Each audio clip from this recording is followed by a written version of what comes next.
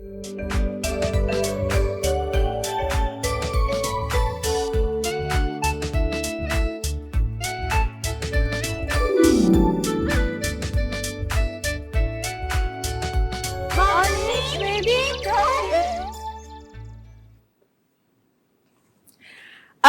वालेकुम and ji good morning मुझे तमाम व्यूअर्स के कीअं हो, ख़ैरियत सां आहियो, ख़ुशि आहियो, ज़िंदगियूं कीअं आहिनि, कीअं शुरूआत थी आहे हिन हफ़्ते जी। अच्छा, जॾहिं शुरूआत जी ॻाल्हि कंदा आहियूं असां त खोड़ सारी अहिड़ी शयूं हूंदियूं आहिनि जेके असांजे ज़हन में हूंदियूं आहिनि। कुझु माण्हू ॾाढो एक्यूरेटली प्लानिंग कंदा आहिनि त हिन हफ़्ते खे हीअं खणी हलणो आहे, ऐं कुझु माण्हू असां वांगुरु त ॾिठो वेंदो, जेको थियो ॾिठो वेंदो। पर जी कुझु अहिड़ियूं शयूं आहिनि जिन खे एक्चुअली ॾिसण जी ज़रूरत आहे, बिकॉज़ गुज़िरियल कुझु ॾींहंनि में खोड़ सारियूं अहिड़ियूं शयूं हुयूं जेके असांखे मुल्क जे अंदरि नज़र आयूं, कराची जे अंदरि नज़र आयूं, कराची जे अंदरि आइडियाज़ वॉज गोइंग ऑन, त उहे बि असांखे नज़ारा नज़र आया। प्लस इस्लामाबाद हिन वक़्तु कंप्लीटली तौर ते जेको आहे सो उहो इस्लामाबाद में एंट्री एग्ज़िट जेको आहे उहो कंप्लीटली तौर ते बंदि आहे। उहो हिकु अलॻि क्वेश्चन आहे असांजे लाइ जेको असांजे साम्हूं आहे। ऐं हर वक़्तु बिकॉज़ डेट या टाइम त को हिकिड़ो अनाउंस थी वेंदो आहे, बट उन सां गॾोगॾु हर वक़्तु इहो फ़िकर हूंदी आहे, इहो टेंशन हूंदो आहे त यार हाणे नेक्स्ट छा थियण वारो आहे। अच्छा, जेको इस्लामाबाद में थी रहियो हो उहो त इस्लामाबाद वञण वारनि या उतां ॿाहिरि अचण वारनि ॾिठो ई, पर उन सां गॾोगॾु सॼो मुल्क बि मुतासिर थींदे नज़र आयो। इंटरनेट सर्विसिस, फ़ोन सर्विसिस असांखे मुतासिर थींदे नज़र आया। किथे कंप्लीटली तौर ते असांखे फ़ोन सर्विस जो शटडाउन थियणु नज़र आयो, इंटरनेट सर्विस जो शटडाउन थियणु नज़र आयो। पर तव्हां ऐं मूं वटि जेके कराची में या कराची एतिराफ़ जेके माण्हू रहनि था उन्हनि वटि स्लो इंटरनेट असां फेस कयो, केॾीमहिल खुलियल ऐं केॾीमहिल बंदि इंटरनेट असां फेस कयो। अच्छा, अक्सर जॾहिं बि इहे थींदा आहिनि, शयूं अनाउंस थींदियूं आहिनि, त इन में अक्सर ईअं थींदो आहे त तव्हांजे घर जो वाईफाई सही हलंदो आहे, कुझु बि थिए, बट घर में जेको वाईफाई लॻियल आहे उहो सही हलंदो आहे। हा, तव्हांजो मोबाइल नेटवर्क प्रॉब्लम कंदो आहे, पर घर जो वाईफाई बिल्कुलु एक्यूरेट हलंदो आहे। पर जी हिन दफ़े असां मासूम माण्हुनि जे लाइ उहे फैसिलिटीज़ बि असां खां पूरियूं वयूं ऐं असांजे घर जो वाईफाई बि न पियो हलियो। पर हिकु शइ जेका सुठी हुई त जी नेटफ्लिक्स ॾाढो ज़बरदस्त हलियो पियो। सो इहे जेके ॿ ॾींहं हुआ, Saturday Sunday, Friday and Saturday Sunday, because Friday खे हिकु ॾाढी परेशानी वारी हिकु लहर हुई जेका सभिनी जे ज़हन में हुई। सो इहे 3 ॾींहं घटि में घटि नेटफ्लिक्स सही हलियो पियो, ऐं घटि में घटि जेके माण्हू इन ख़ौफ़ खां ॿाहिरि कोन निकिता कि यार ख़बर न आहे केॾीमहिल का कॉल अची वञे, केॾीमहिल कुझु थी वञे, उन्हनि जे लाइ हिकु सुठो इंतज़ाम जेको आहे उहो घर में थियल हो, अगरि तव्हां उनजा सब्सक्राइबर आहियो त। ख़ैर जी, इन सां गॾोगॾु कुझु ॿियूं शयूं बि ॾाढियूं ज़बरदस्त साम्हूं आयूं आहिनि पाकिस्तान में बि, ऐं ओवरऑल त आयूं आहिनि। तव्हांखे यादि हूंदो त गुज़िरियल साल हिकु ॾाढो ज़बरदस्त हिकु शइ हुई जेका मार्केट में आई हुई ओवरऑल ग्लोबली।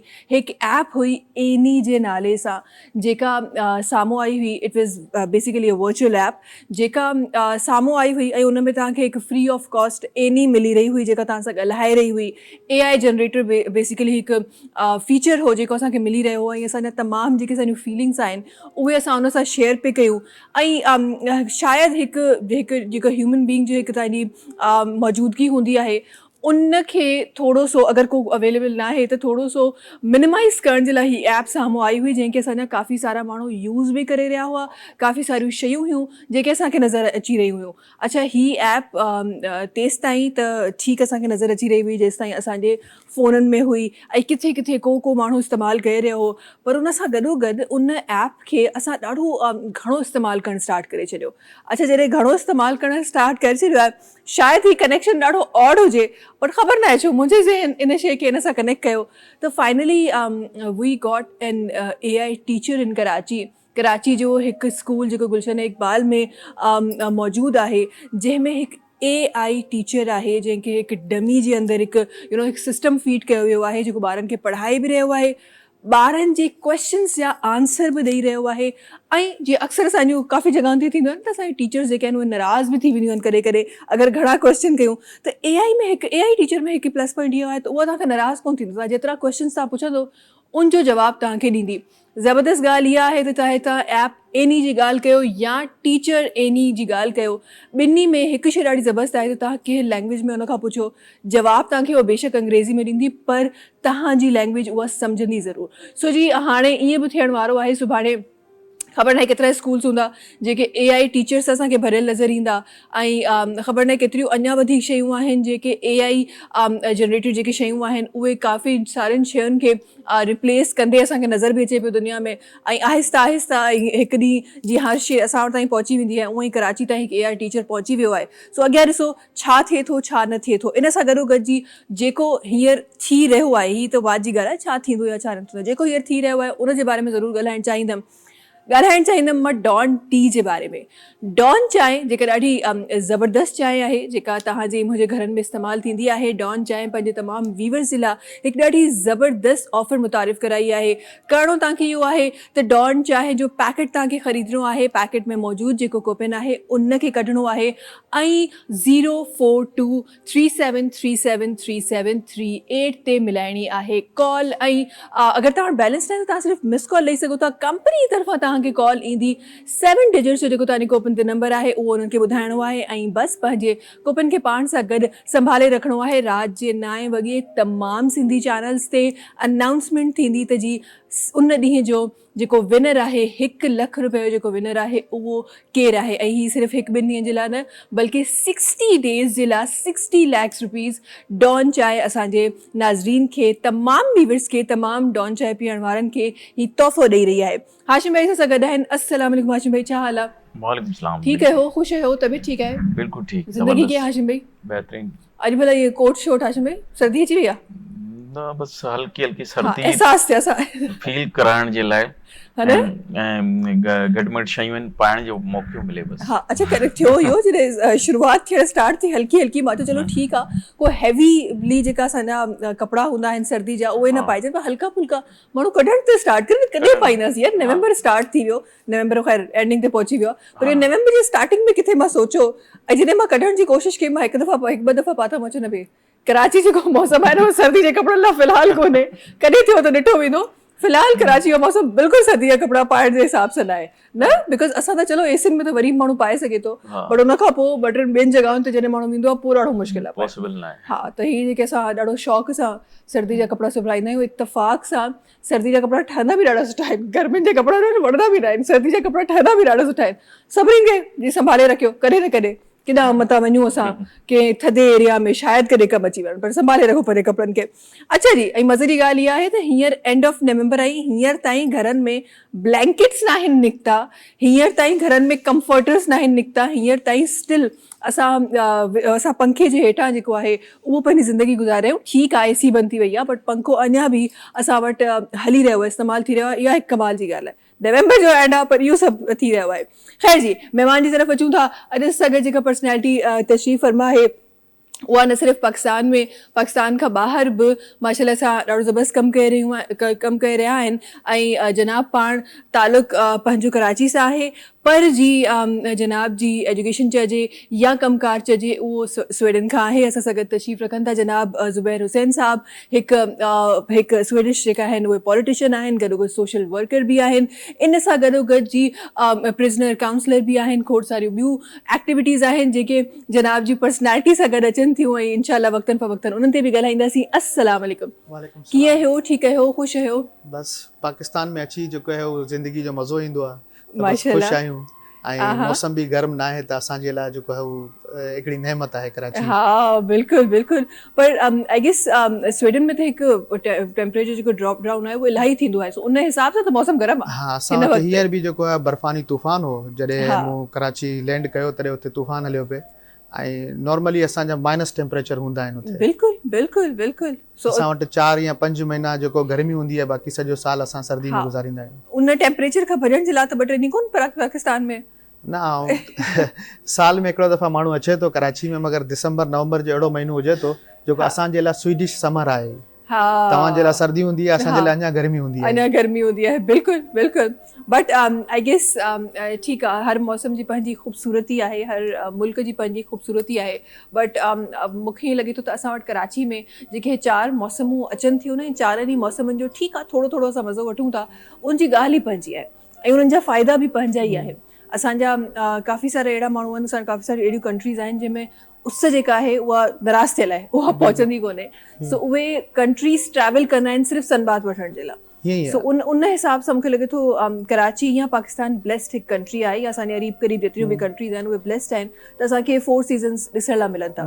बिल्कुलु कीअं रहियो सफ़र, ख़ैरियत सां पहुतो, कीअं अल्लाह जो रही? करम बहितरीन सफ़र हो। माशाल्लाह। असां बि सम्झो असांजे लाइ समर वेकेशंस आहिनि हा पाकिस्तान में, ऐं विटामिन डी जी जेको कमी असांखे उते थिए थी हिते पूरी करे सघूं था असां। बिल्कुलु बिल्कुलु बिल्कुलु। अच्छा, मज़े जी ॻाल्हि इहा आहे त जेके माण्हू रहनि था पाकिस्तान में उहे विटामिन डी खां ॾाढो था भॼनि, पर जेके जिन वटि न आहे उन्हनि खे एक्चुअली अहसासु आहे। असां वटि उस खां केॾो भॼंदा आहियूं असां, बट एक्चुअली हिकु हेल्दी हिकु तव्हांजो फूड आहे तव्हांजी स्किन जे लाइ, तव्हांजी बॉडी जे लाइ, तव्हांजी तमामु सिस्टम जे लाइ, अगरि असां हिन ॻाल्हि खे सम्झी वञूं था।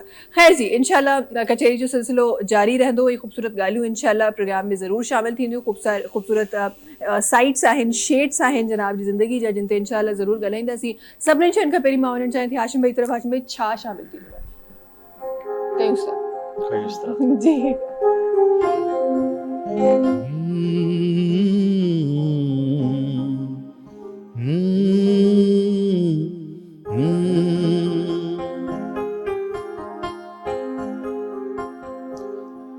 हिक त तूं अॻे या हसी, ॿियो नफ़ीस वेस थो ढकी, टियो वरी टिली थो नाज़ सां, मां त मिंथ थो करे छॾियां।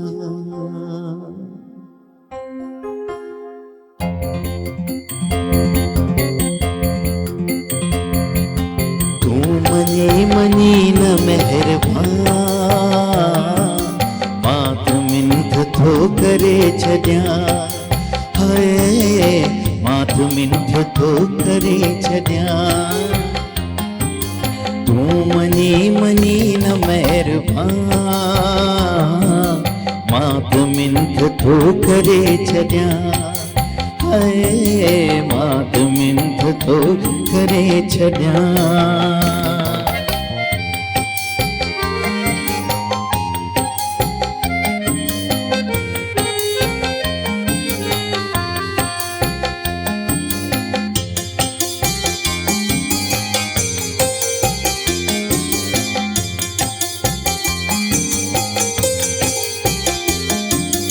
हिक त कैसा दिल न लाइजे, लाइजे तो पोइ निभाइजे। हिक त कैसा दिल न लाइजे, लाइजे तो पोइ निभाइजे। जे निभाइजे ते थी जवान, मां त मिंथ थो करे छॾियां। हाय मां त मिंथ थो करे छॾियां। तूं मनी न मेहरबान, मां त मिंथ थो करे छॾियां।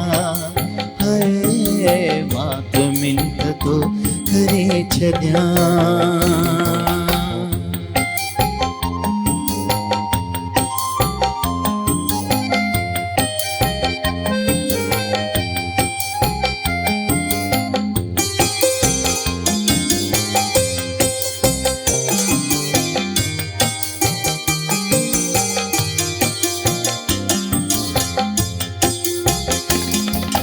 हिक त मूंखां छिजन छा चयुमि, जे छिजी त गैर सां न घुम। हिक त मूंखां छिजन छा चयुमि, जे छिजी त गैर सां न घुम। जे घुमी त घुम न मूं अॻियां, मां त मिंथ थो करे छॾियां।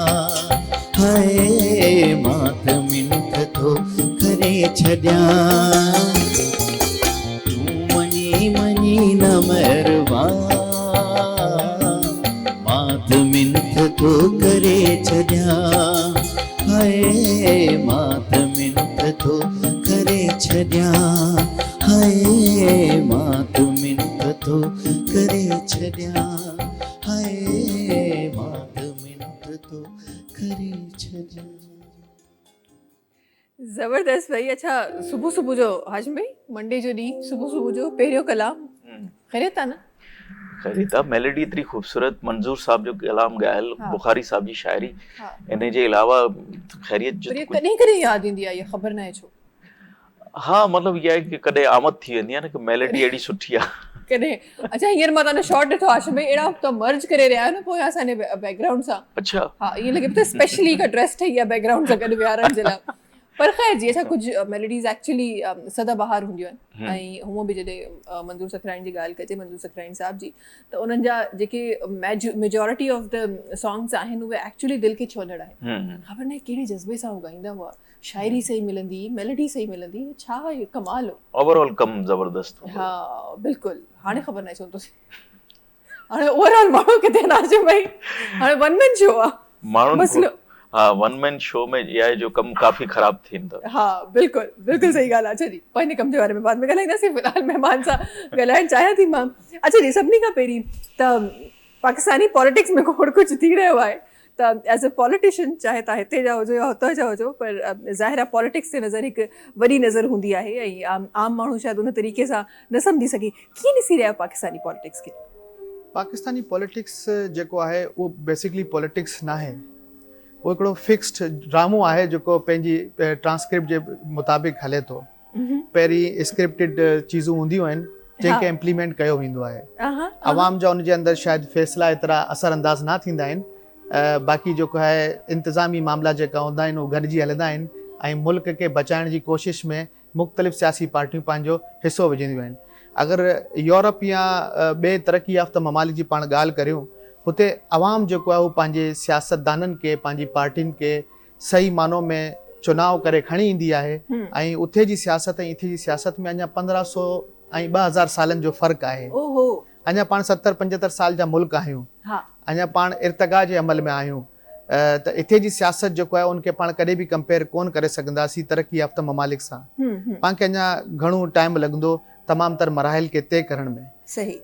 सभिनि खां वधीक जेको आहे उहो आम अवाम जी ज़हन साज़ी जेको आहे उहो ज़रूरी आहे। जॾहिं तक अवाम जी ज़हन साज़ी कोन थींदी, उन्हनि खे पंहिंजे मुस्तक़बिल या पंहिंजे ॿारनि जे लाइ मुस्तक़बिल जी जेको सोच न डेवलप थींदी, तॾहिं तक कुझु कोन थींदो। अगरि तव्हां यूरोप जी ॻाल्हि करियो या अमेरिका जी ॻाल्हि करियो, उते जेको मनसूबा ठहंदा आहिनि उहो 100 साल बाद फ़ाइदा पहुचाईंदा आहिनि। पंहिंजी अवाम जेको आहे उहो चए थी असांजो छा फ़ाइदो थींदो, मुस्तक़बिल जे फ़ाइदे जी ॻाल्हि कोन्हे। अचण वारी जनरेशन जी जेको सोच पंहिंजी न आहे कि उन्हनि खे पाण छा फ़ाइदो पुॼाईंदासीं, त उते जी सियासत में ई फ़र्क़ु आहे। जेको मनसूबा हूंदा आहिनि उहो अॼु शुरू थींदा आहिनि, लेकिन 100 साल बाद अवाम खे फ़ाइदो ॾींदा आहिनि। सही सही। अच्छा, ही सेल्फिशनेस जेका आहे, जीअं तव्हां चयो त तमामु असांजे जेके माण्हू आहिनि, इहो एक्चुअली हिकु फैक्टर आहे, न सिर्फ़ु पाकिस्तानी पॉलिटिक्स में, मूंखे लॻे थो अदरवाइज़ बि जेतिरा बि असांजी शयूं असांखे नज़र अचनि थियूं जेके कंट्री वाइज़ हली रहियूं आहिनि, उन्हनि में असांजो इंडिविजुअल जेको इंट्रस्ट आहे न उहो घणो आहे हर शइ में। चाहे उहो तव्हां आम माण्हू जी ॻाल्हि कयो, चाहे तव्हां उन फ़क़ीर जी ॻाल्हि कयो जेको रोड ते बीठो आहे, या उन माण्हू जी ॻाल्हि कयो जेको महलनि में रहे थो, उन्हनि जे अंदरि इंडिविजुअल इंट्रस्ट इलाही घणो आहे। मुआशराती तौर ते असां हिकु कोन आहियूं चवण जे लाइ, पर इन में बि हिकु ॾाढी ज़बरदस्त ॻाल्हि आहे त जॾहिं बि सूबे ते ॻाल्हि ईंदी आहे, ज़ुबान ते ॻाल्हि ईंदी आहे, या पाकिस्तान ते ॻाल्हि ईंदी आहे, तॾहिं असांजो हिकु थियणु नज़र ईंदो आहे। पर ओवरऑल जेको न जर्नली जेका हिकु जर्नी हली रही आहे, उन में ख़बर न आहे छो न असां उहो यूनाइटेड नज़र ईंदा आहियूं जीअं आम उन्हनि ॾींहंनि में नज़र ईंदा आहियूं जॾहिं ख़ुदा न ख़ास्ता असां ते तकलीफ़ ईंदी आहे। सो इहो मुंहिंजे ख़्याल में हिकु सुठो फैक्टर बि आहे ज़िंदगी जो, ऐं हिकु मायूस कुन फैक्टर बि आहे। त अगरि असां हमेशह ई ईअं यूनाइटेड रहूं त शायदि केतिरो असां अॻियां हलिया वञूं। पर इहो बि सुठी ॻाल्हि आहे त ख़ुदा न ख़ास्ता का तकलीफ़ अचे थी त असां ठीकु आहे, डोनेशन्स ईंदियूं आहिनि, सभु कुझु ठीकु आहे, नज़र ईंदो आहे, पर आम पाकिस्तानी जेको आहे, पाकिस्तानी ॿार बि उहो हेल्प आउट करणु चाहींदो आहे। सो अगेन हिकु प्लस पॉइंट आहे। तव्हांजो पॉलिटिक्स में अचणु कीअं थियो? कुझु मामला हीअं, जेको स्वीडन जी अगरि ॻाल्हि करियूं त जेको माइनॉरिटीज़ ग्रुप आहिनि ऐं इमिग्रेंट्स आहिनि, उन्हनि जा मसाइल काफ़ी घणा आहिनि। स्वीडन में जेको आहे क़ुरान सोज़ी जा वाक़िया तव्हां ॿुधिया हूंदा, त मुसलमाननि जे लाइ जेको आहे तकलीफ़ दे मरहलो हो। ऐं समाजी तौर ते काफ़ी एक्टिव आहियां उते, त चंद दोस्त मशवरो ॾिनो छो न पाण जेको आहे पाकिस्तानी कम्यूनिटी मां को अहिड़ो नुमाइंदो खणी अचूं जेको क़ुरान बर्निंग ऐं मुसलमाननि जे हक़ूक़ जी ॻाल्हि करे सघे। छो त उते जॾहिं तक पार्लियामेंट तक तव्हांजी आवाज़ कोन थी पुॼे, तॾहिं तक कानून तब्दील कोन थींदा आहिनि। उते पंहिंजा एहतिजाज वारा सिलसिला कोन आहिनि कि कंटेनर लॻाए पाण एहतिजाज करियूं ऐं पंहिंजा मसइला जेको आहे उहे सोल्व थियनि। त उन कोशिश ऐं जिदोजहद में मूं हिकिड़ी सियासी पार्टी जॉइन कई ऐं क़ौमी असेंबली जी निशिस्त ते मूं इलेक्शन लड़ियो। जीत कोन थी मगर कोशिश ज़रूरु हुई। असांजी पार्टी सक्सेस हासिल कई। जेको म्यूनसिपैलिटी लेवल जी 2 सीटूं आहिनि उन्हनि खे जीतण में जेको आहे उन कामयाबु थी। नई पार्टी हुई मुसलमान ऐं माइनॉरिटीज़ जे राइट्स जे लाइ जेको आहे नई पार्टी ठाही हुई। स्वीडन जी 7वीं वॾी जमात थी उभरी आई। ज़बरदस्त ज़बरदस्त, इलाही सुठी ॻाल्हि आहे। अच्छा जी, इनशाला ॿियनि शयुनि ते बि ज़रूरु नज़र विझिबो ऐं ॿियनि ॻाल्हियुनि ते बि ज़रूरु नज़र विझिजो। असांजे अॼोको जेको आम आवाम जेको असांखे ॾिसी रहियो आहे उन्हनि जी मोटिवेशन जे लाइ बि खोड़ सारी शयूं आहिनि जेके प्रोग्राम में शामिलु करणियूं आहिनि। पर उन्हनि सभिनीनि खां शयुनि खां पहिरीं वठणो आहे शॉर्ट कमर्शियल ब्रेक। नाज़रीन, तव्हां सां मुलाक़ात कयूं था हिन नंढी कमर्शियल ब्रेक खां पोइ।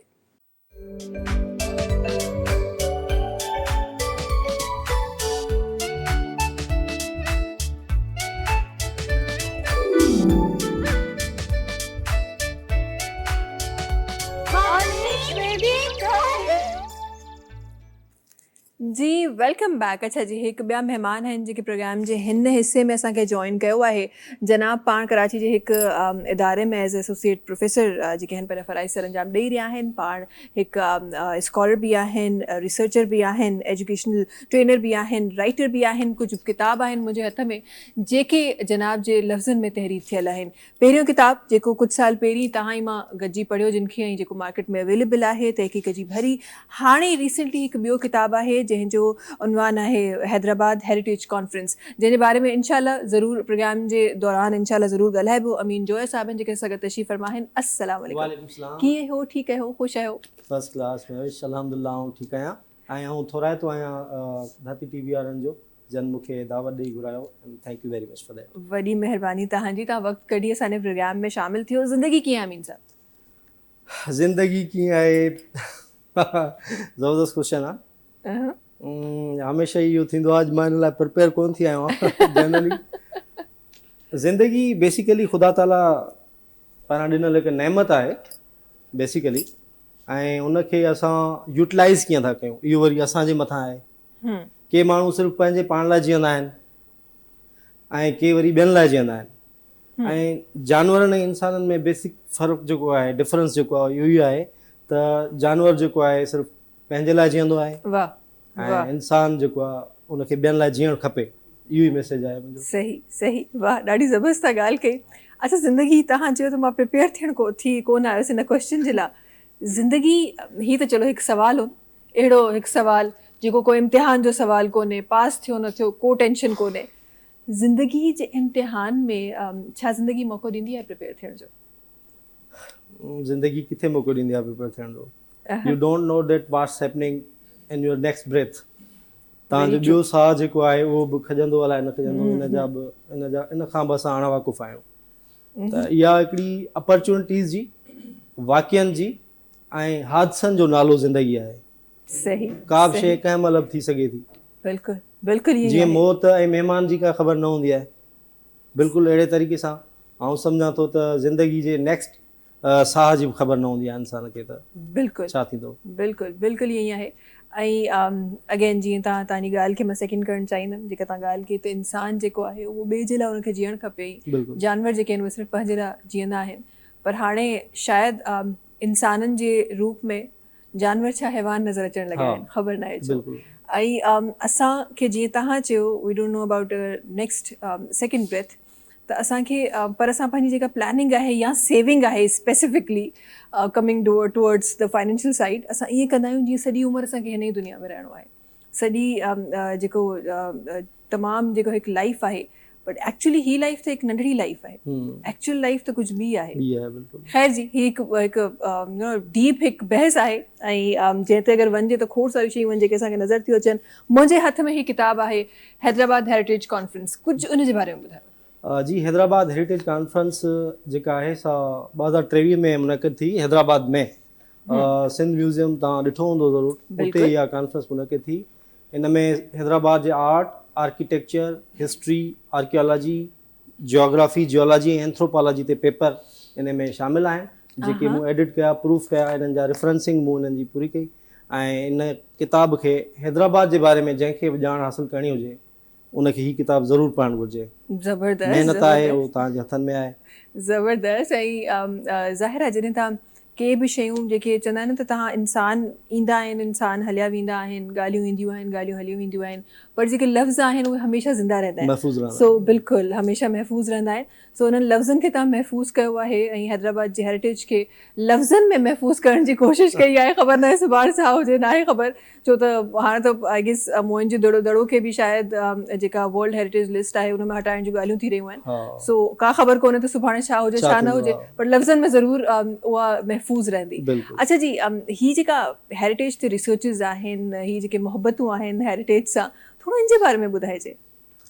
ॾिसो, हर माण्हू जी हिकिड़ी पंहिंजी पंहिंजी इंट्रस्ट हूंदी आहे, फील्ड ऑफ इंट्रस्ट हूंदी आहे। कंहिंजी जेका इंट्रस्ट आहे उहा शोबिज़ में आहे, कंहिंजी जेका आहे आर्ट में आहे, कंहिंजी आर्किटेक्चर में आहे, कंहिंजी हिस्ट्री में आहे। जी बिल्कुलु अहिड़े तरीक़े सां मुंहिंजी वरी जेका पसंदीदा फील्ड आहे उहा एंथ्रोपोलॉजी आहे। हा, ऐं आहियां बिज़नेस ग्रेजुएट, मूं 10 साल बैंकिंग बि कई आहे ऐं जेको आहे सो PTCL में बि रहियो आहियां, रेवेन्यू डिपार्टमेंट में बि कमु कयो आहे मूं साल ॾेढ। पर मुंहिंजी जेका दिलि वटां जेका मुंहिंजी फील्ड आहे उहा मूंखे एंथ्रोपोलॉजी, उहा मूंखे वणंदी आहे, छो त इंसाननि खे ॼाणणु, ऐं सम्झां थो सभिनी इल्मनि जी शुरूआति जेका आहे इल्मुल इंसान, जंहिंखे असां अंग्रेज़ी में एंथ्रोपोलॉजी चऊं था, इहा सभिनी इल्मनि जी मदर आहे। त उहो सब्जेक्ट मुंहिंजो पसंदीदा आहे ऐं पाण फील्ड रिसर्च आहियां, फील्ड में वेंदो आहियां, रिसर्च कंदो आहियां, डॉक्यूमेंटेशन वग़ैरह कंदो आहियां ऐं पोइ उनखे लिखण जी कोशिशि कंदो आहियां। सही सही। अच्छा, जॾहिं तव्हां फील्ड जी ॻाल्हि कयो त असां अक्सर इहो चवंदा आहियूं त असां वटि असां पंहिंजी असांजी यूथ जेका आहे उहा हमेशह इन मायूसी में रहंदी आहे त असां वटि अपॉर्चुनिटीज़ न आहिनि, असां वटि फील्ड्स न आहिनि, असांखे ख़बर न आहे केॾांहुं वञिणो आहे। असां शायदि राइट लेफ्ट ॾिसण ई नथा चाहियूं। बिल्कुलु ईअं आहे, रेंज आहे असां वटि फील्ड्स जी, जंहिं ते कमु थी सघे थो। हेरिटेज अगेन पाकिस्तान उन्हनि कंट्रीज़ में आहे जेको रिच आहे हेरिटेज में, ऐं उहे हेरिटेज जेके तव्हां एंथ्रोपोलॉजी ॻाल्हि करे रहिया आहियो, बट उहो हेरिटेज जेको असां वटि खोड़ सारियुनि जॻहियुनि ते शायदि किथे ग़ाइबु थींदो पियो नज़र अचे, असां उन्हनि ते वञी रिसर्चिस करे सघूं था, उहा दुनिया ताईं पहुचाए सघूं था। फील्ड्स त असां वटि आहिनि। एग्ज़ैक्टली, मां बि इहो ई चवणु चाहियां थो तव्हांजे चैनल जे थ्रू त असांजी सिंध जेका आहे ॾाढी रिच आहे। बेसिकली इंडस वैली सिविलाइज़ेशन जेका आहे उन में हर 10-15 किलोमीटरनि ते तव्हांखे हिकिड़ी नई शइ दरियाफ़्त थियण लाइ मिलंदी, उनखे तव्हां डॉक्यूमेंट कयो। अच्छा, उन सां इनकम बि थी सघे थी न। मज़े जी ॻाल्हि इहा आहे त जेकॾहिं असां मुंहिंजो दड़ो जी तव्हां ॻाल्हि कई त उनखे असां प्रिज़र्व रखंदासीं, ॾिसण जोॻो रखंदासीं, त पोइ विज़िटर ईंदा, विज़िटर्स ईंदा त उन मां इनकम जनरेट थींदी, टूरिज़म खे हथी मिलंदी। त उन शइ खे जेकॾहिं गवर्नमेंट ऑफ सिंध जेका आहे उहा उन ते फोकस करे त आउं सम्झां थो अपॉर्चुनिटीज़ पैदा थींदियूं नौजवाननि जे लाइ बि, इंडिजिनस जेके उतां जा ॾही माण्हू आहिनि उन्हनि जे लाइ बि, ऐं ॿाहिरी दुनिया में बि असां इंट्रोड्यूस थींदासीं, असांजो कल्चर इंट्रोड्यूस थींदो। बिल्कुलु बिल्कुलु। अच्छा, गवर्नमेंट ऑफ सिंध हिकु इदारो बि क़ाइमु कयो, इदारे में माण्हू बि वेठा आहिनि, उन इदारे में चङी तरीक़े सां कमु बि थी रहियो आहे, पेपर्स बि खोड़ सारा था वञो त ॾाढो हर वक़्तु हिकु बिज़ी शेड्यूल नज़र ईंदो आहे।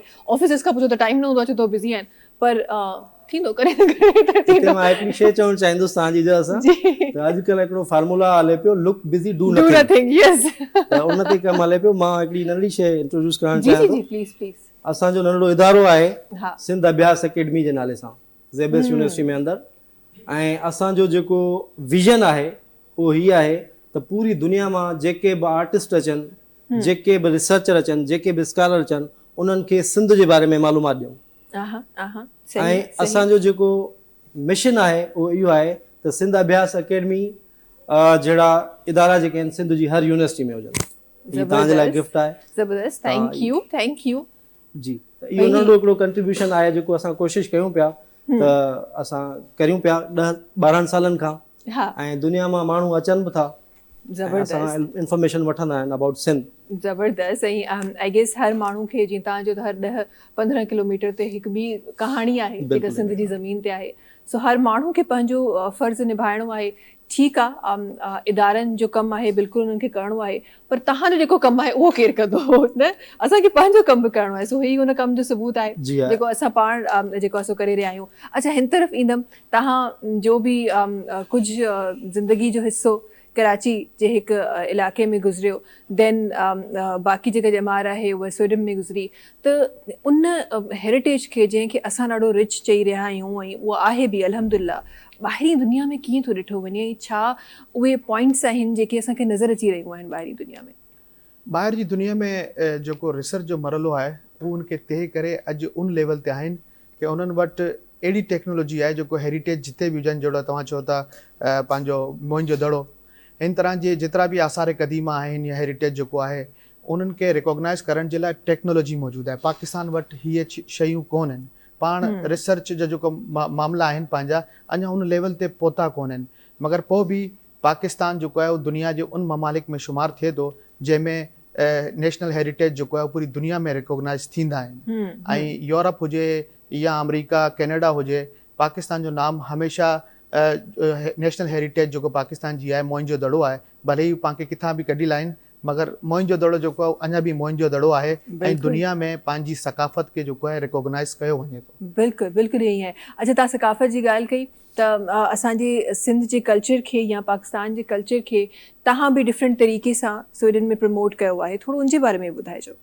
ॾिसो, वधीक जेको पाकिस्तान जी आबादी आहे पंजाब जे अंदरि आहे, 60% आबादी पंजाबियुनि जी आहे, त इन हिसाब सां जेको ओवरसीज़ पाकिस्तानी आहिनि उन्हनि में बि तमामु घणी तादाद पंजाबियुनि जी आहे। उते मेला लॻंदा आहिनि, पंजाबी सिंगर ईंदा आहिनि, पंजाबी जेको बसंत जा मेला लॻंदा आहिनि, सभु कुझु थींदो आहे। लेकिन सिंधियुनि जो जेको ही पंहिंजो आहे की सिंधी जेतिरा आहिनि उहे पढ़ियल लिखियल आहिनि, पंहिंजे कम सां कमु रखनि था, कराची वारा हुजनि या ॿिया सिंध जा, उहे समाजी तौर ते एक्टिव न आहिनि। सिंध जो जेको कल्चर आहे उनखे पाण खे प्रमोट करण में ॾाढी मुश्किल थी लॻे। मगर पंहिंजी जेको अजरक आहे उहो अॼु पूरी दुनिया जे अंदरि अजरक जो हिकिड़ो जो नाम जेको पैदा थियो आहे, 2000 साल पुरानी जेको पंहिंजी रिवायत आहे, हुन रिवायत खे जॾहिं पाण प्रेज़ेंट करियूं था किथे त उनखे जेतिरी अहमियत मिले थी उहो पंहिंजे भंगड़े खे कोन थी मिले। बिल्कुलु, उहा हिकिड़ी इज़त ऐं सम्झो कि हुनर आहे जॾहिं कंहिंखे माण्हू प्रेज़ेंट कंदो आहे अजरक। त असांजी जेको काविश आहे, असांजो हिकिड़ो इदारो आहे Pakistan promotion network Europe, Pakistan जा तमामु तर जेका सकाफ़ती मामलात आहिनि उनखे असां प्रमोट कंदा आहियूं। त उनजे ज़ेर इंतज़ाम असां मालमो शहर जेको आहे उहो स्वीडन जो कल्चरल कैपिटल पाण उनखे चऊं था असां हुते, छो त उते दुनिया जा 186 ममालिक जा माण्हू आबाद आहिनि। त उते सिंधी सकाफ़त खे असां बाक़ाइदा एंडोर्स करायो। पिछले साल असां जेको उते जी मेयर आहे, डिप्टी मेयर, उनखे असां अजरक जो तोहफ़ो ॾिनासीं ऐं सिंध जी सकाफ़त जेको आहे उनजे बारे में मालूमात ॾिनी। त अॼु स्वीडन जे शहर जेको दारुल ख़िलाफ़ो आहे, कैपिटल पंहिंजो कल्चरल जो मालमो शहर, उनजी बुकनि में अॼु सिंधी कल्चर जे बारे में मालूमात मौजूदु आहे। ज़बरदस्त। अच्छा, हिन ई ॻाल्हि सां गॾु वक़्तु थियो आहे ब्रेक जो। नाज़रीन, तव्हां सां मुलाक़ात कयूं था हिन ब्रेक खां पोइ।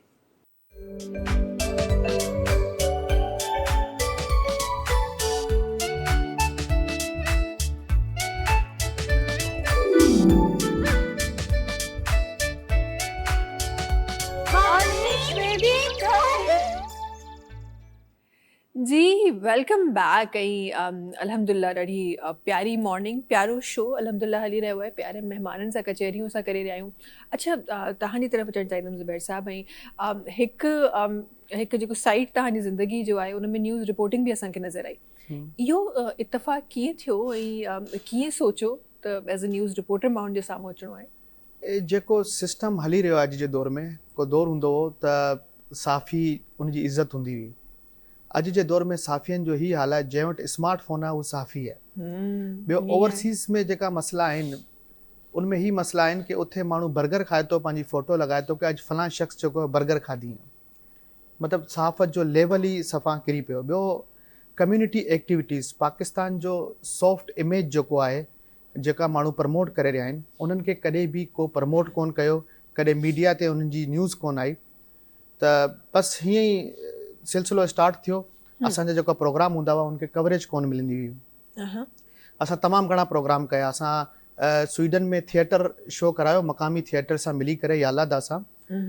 उते मलाला जे नाम सां शो, पाकिस्तानी तालीमी काविशनि जे हवाले सां असां जेको आहे उते शो जेका करायो, उहो दुनिया जे 7 ममालिक में लाइव स्ट्रीमिंग ॾेखारी वई हुई। हाणे तव्हां ही ॿुधायो कि जॾहिं हिन लेवल जा जेको आहे पंहिंजा प्रोग्राम थियनि था उते ऐं उन्हनि खे पाकिस्तानी मीडिया जे अंदरि कवरेज न मिले, त जेको माण्हू महिनत करे रहिया आहिनि असां सां, उन्हनि जी हौसला अफ़ज़ाई कोन थींदी। पोइ हिन खां वरी असां पाकिस्तानी सिनेमा इंडस्ट्री जी ॻाल्हि करियूं त असां उते मुफ़्त तक़सीमूं कयूं टिकटूं कि पाकिस्तानी फिल्म इंडस्ट्री खे उते जॻह मिले। त अॼु स्वीडन जे वॾे वॾे सिनेमा घरनि में पाकिस्तानी फिल्मूं लॻंदियूं आहिनि। हेॾी वॾी काविशूं माण्हू करे पोइ मीडिया ते कोन अचे, त तंहिंजे करे छा कयो, सहाफ़त जो बि परचम असां पाण वटि खणी लाथासीं।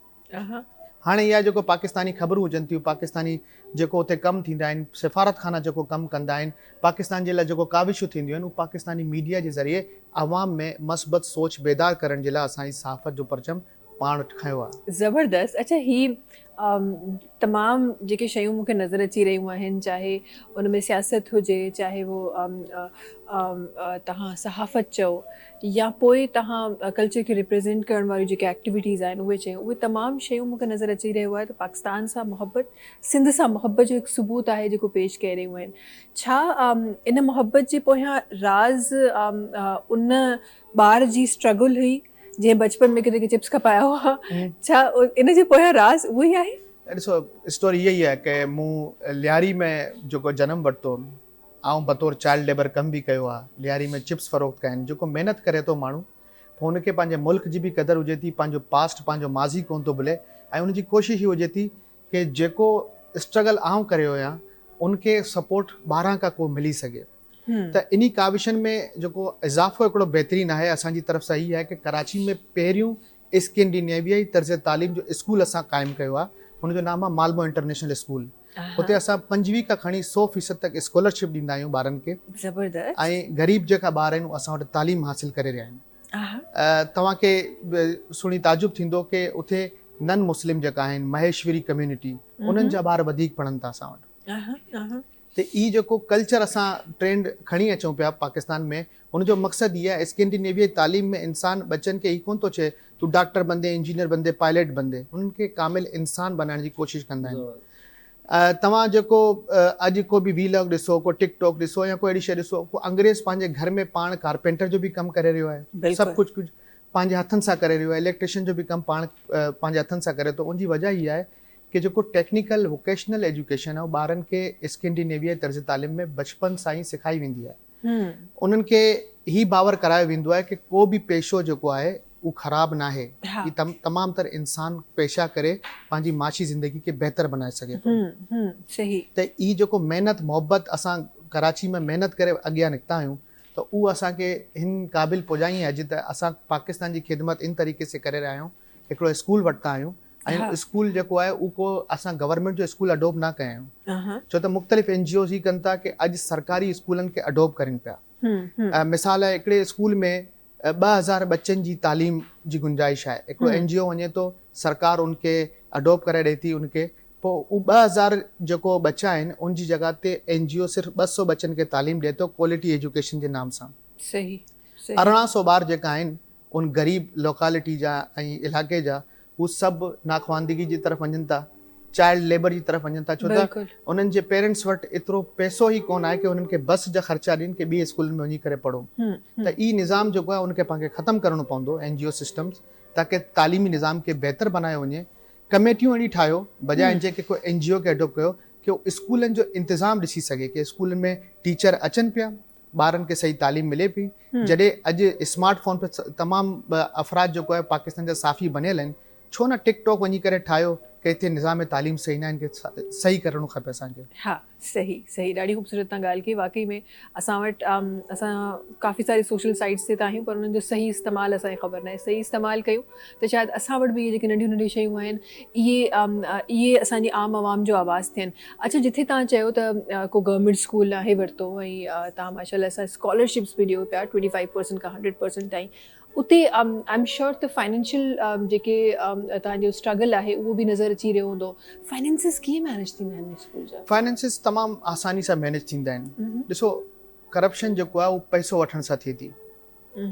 जॾहिं तव्हांखे हिकिड़ो इदारो हलाइणो आहे न, डोनेशन वठण जो फार्मूलो जेको बहितरीनु आहे उहो ई आहे कि तव्हां को बि, छो त असां इन ग़रीब इलाइक़े मां पढ़ी वधिया आहियूं, असांजा टेक्सटाइल मिल जा जेको मालिक आहिनि अॼु, जेको लियारी जा या कराची जा, उहे अॼु वॾी वॾी मिलनि जा मालिक आहिनि। त असां उन्हनि खां पैसा कोन था वठूं, असां उनखे चऊं था असांजी 10 टीचर्स आहिनि, उन्हनि मां 5 जी सैलरी तूं ॾे। असांजी बिल्डिंग जो किरायो 2-3 माण्हू मिली करे ॾियनि था। असां न उन्हनि वटि पैसो वठूं था, न असां मथे करप्शन जो इल्ज़ाम ईंदो आहे। पोइ ॿारनि जा जेको यूनिफॉर्म आहिनि, हू चंद डोनर जेको आहे उहो यूनिफॉर्म डोनेट कंदा आहिनि। त पैसे जो लेन देन कोन थींदो आहे। असां जेको आहे इन जा ज़िम्मेदार न आहियूं किथे वञी करे ऑडिट करायूं असांजो, त डायरेक्ट जेको आहे कंपनियुनि मां असांखे डोनेशन मिले थो ज़बरदस्त। प्रोडक्टिव अंदाज में, ना कि कैश या पैसनि जी, छो त पैसा जेको आहे जिते पैसो इंसान वठे थो उते मयार बि किरे थो, बिल्कुलु। उते इल्ज़ामात बि लॻनि था ऐं फाइनेंस मैनेज करणो मुश्किल थिए थो। बिल्कुलु अच्छा ॾाढो हिकु ख़ूबसूरत तरीक़ो आहे, हिकु ट्रांसपेरेंट हिकु बिल्कुलु ई इदारो हलाइण जो हिकु ॾाढो ख़ूबसूरत तरीक़ो आहे। अच्छा जिथे असां नॉर्मल तव्हांजो बि हिकु एक्सपीरियंस एजुकेशन सां रहियल आहे, त जिथे असां नॉर्मल एजुकेशन जेका असां वटि हिकु ट्रेडिशनल एजुकेशन आहे जंहिंजो असां सभई हिसो आहियूं, उन खां हटी स्किल जेका एजुकेशन आहे तव्हां उनखे कीअं था ॾिसो? जी मैं बि शाम सम्झां थो त जेके वोकेशनल ट्रेनिंग सेंटर आहिनि उन्हनि ज़ेबस यूनिवर्सिटी जी ॻाल्हि कंदो स्पेसिफिकली, उन्हनि सेंटर खुलिया आहिनि जंहिंमें हथ जो हुनुर सेखारियो वञे थो ऐं एथिक्स सेखारिया वञनि था, छो त तालीम सां गॾोगॾु आउं सम्झां थो एथिक्स जेके आहिनि उहो बि ॿार खे असां जेके अचणु खपनि। बिल्कुलु बिल्कुलु असांजो फोकस उन ते आहे त मोरली बि ॿारनि खे जेको आहे ट्रेंड कयूं।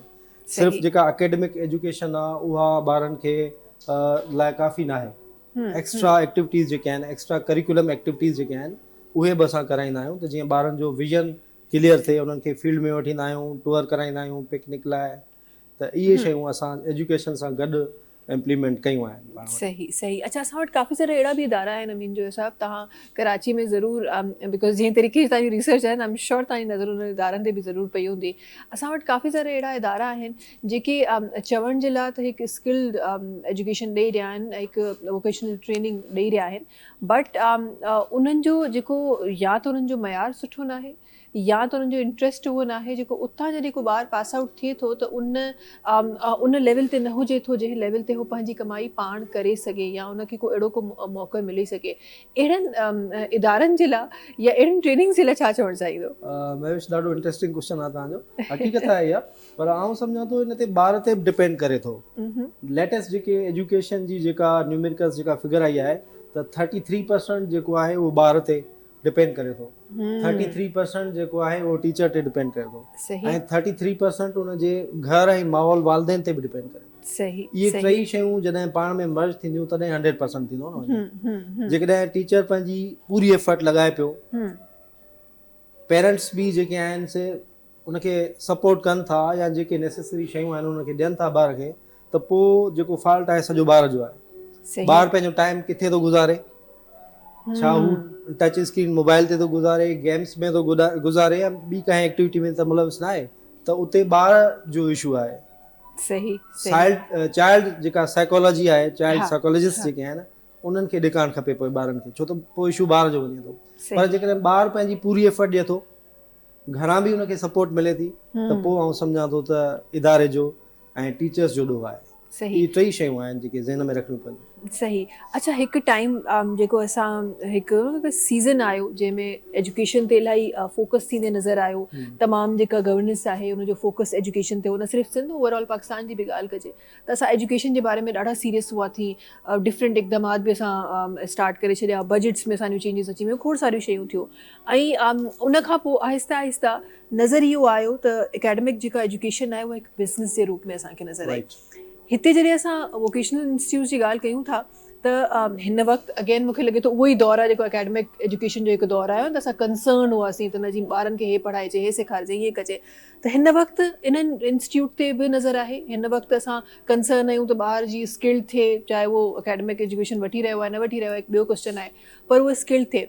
छा तव्हांखे लॻे थो ईंदड़ जेको सुभाणे अची रहियो आहे उहो अगेन इन्हनि इंस्टीट्यूट खे हिकु बिज़नेस सेंटर्स जो रूप ॾींदी? उहो ऑलरेडी हींअर थी वियो आहे। सिटी जी जेकॾहिं ॻाल्हि कयूं था त टोटल जेका एजुकेशन रेशो आहे उहो त 100% आहे, पर उन मां क्वालिटी जेका निकिरे थी न उहा 25% बस आहे। जॾहिं असां बहिराड़ी जी ॻाल्हि कयूं था, सिंध जी स्पेसिफिक ॻाल्हि कयां थो, त उते त स्कूल में लाइट ई कान्हे, स्कूलनि जूं छतियूं कोन्हनि, स्कूल में पाणी कोन्हे, वॉशरूम्स कोन्हनि, उहे बेसिक फैसिलिटीज़ ई कोन्हनि, त एजुकेशन जो हाल त तमामु ख़राबु हूंदो आहे। बिल्कुलु। ऐं ॿियो त हिते हर 10-12 साल जेका नेचुरल डिज़ास्टर्स आहिनि, बोडूं जेके अचनि थियूं, उन सां स्कूल ड्राई था वञनि, सॼो इंफ्रास्ट्रक्चर तबाह थी थो वञे, त उन सिलसिले में आउं सम्झां थो त बहिराड़ी में त को मतिलबु गवर्नमेंट जी बि एतिरी एक्सेस कान्हे का, आउं सम्झां थो त। छो त मां as a researcher field visit कंदो रहंदो आहियां, त आउं अखियुनि ॾिठो शायदि आहियां हुनजो, मूं वटि एविडेंसिस आहिनि, त उते त क्वालिटी एजुकेशन आहे ई कान।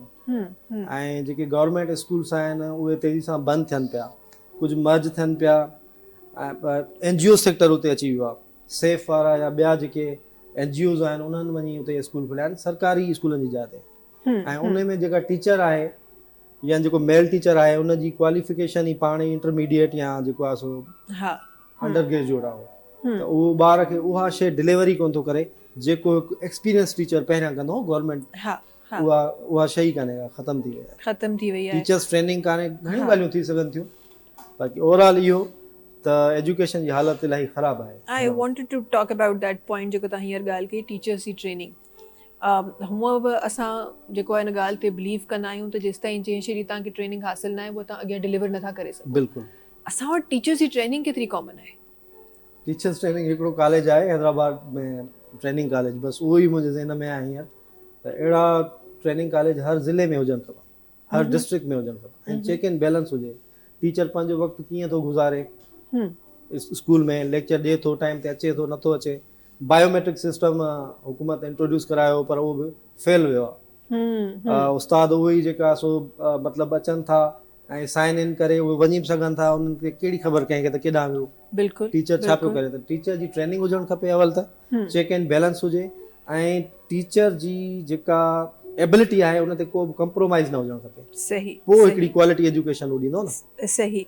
अच्छा, ही जेको I guess safe city project जे नाले सां हिकु प्रोजेक्ट जेको पाकिस्तान में हली रहियो आहे, डिफरेंट जॻहुनि ते कैमराज़ लॻी रहियूं आहिनि, काफ़ी सिग्नल्स ते कैमराज़ लॻी रहियूं आहिनि, ऐं चयो वियो वञे थो त असां जंहिं तरीक़े सां ॿाहिरीं दुनिया में काफ़िनि कंट्रीज़ में इहो हिकु रिवाज़ आहे त तव्हां अगरि को सिग्नल ख़िलाफ़ी कयो था त तव्हां चालान तव्हांजे घर वटि पहुचंदो। उन चांहि पाणी वारो सिस्टम कोन रहंदो असां वटि।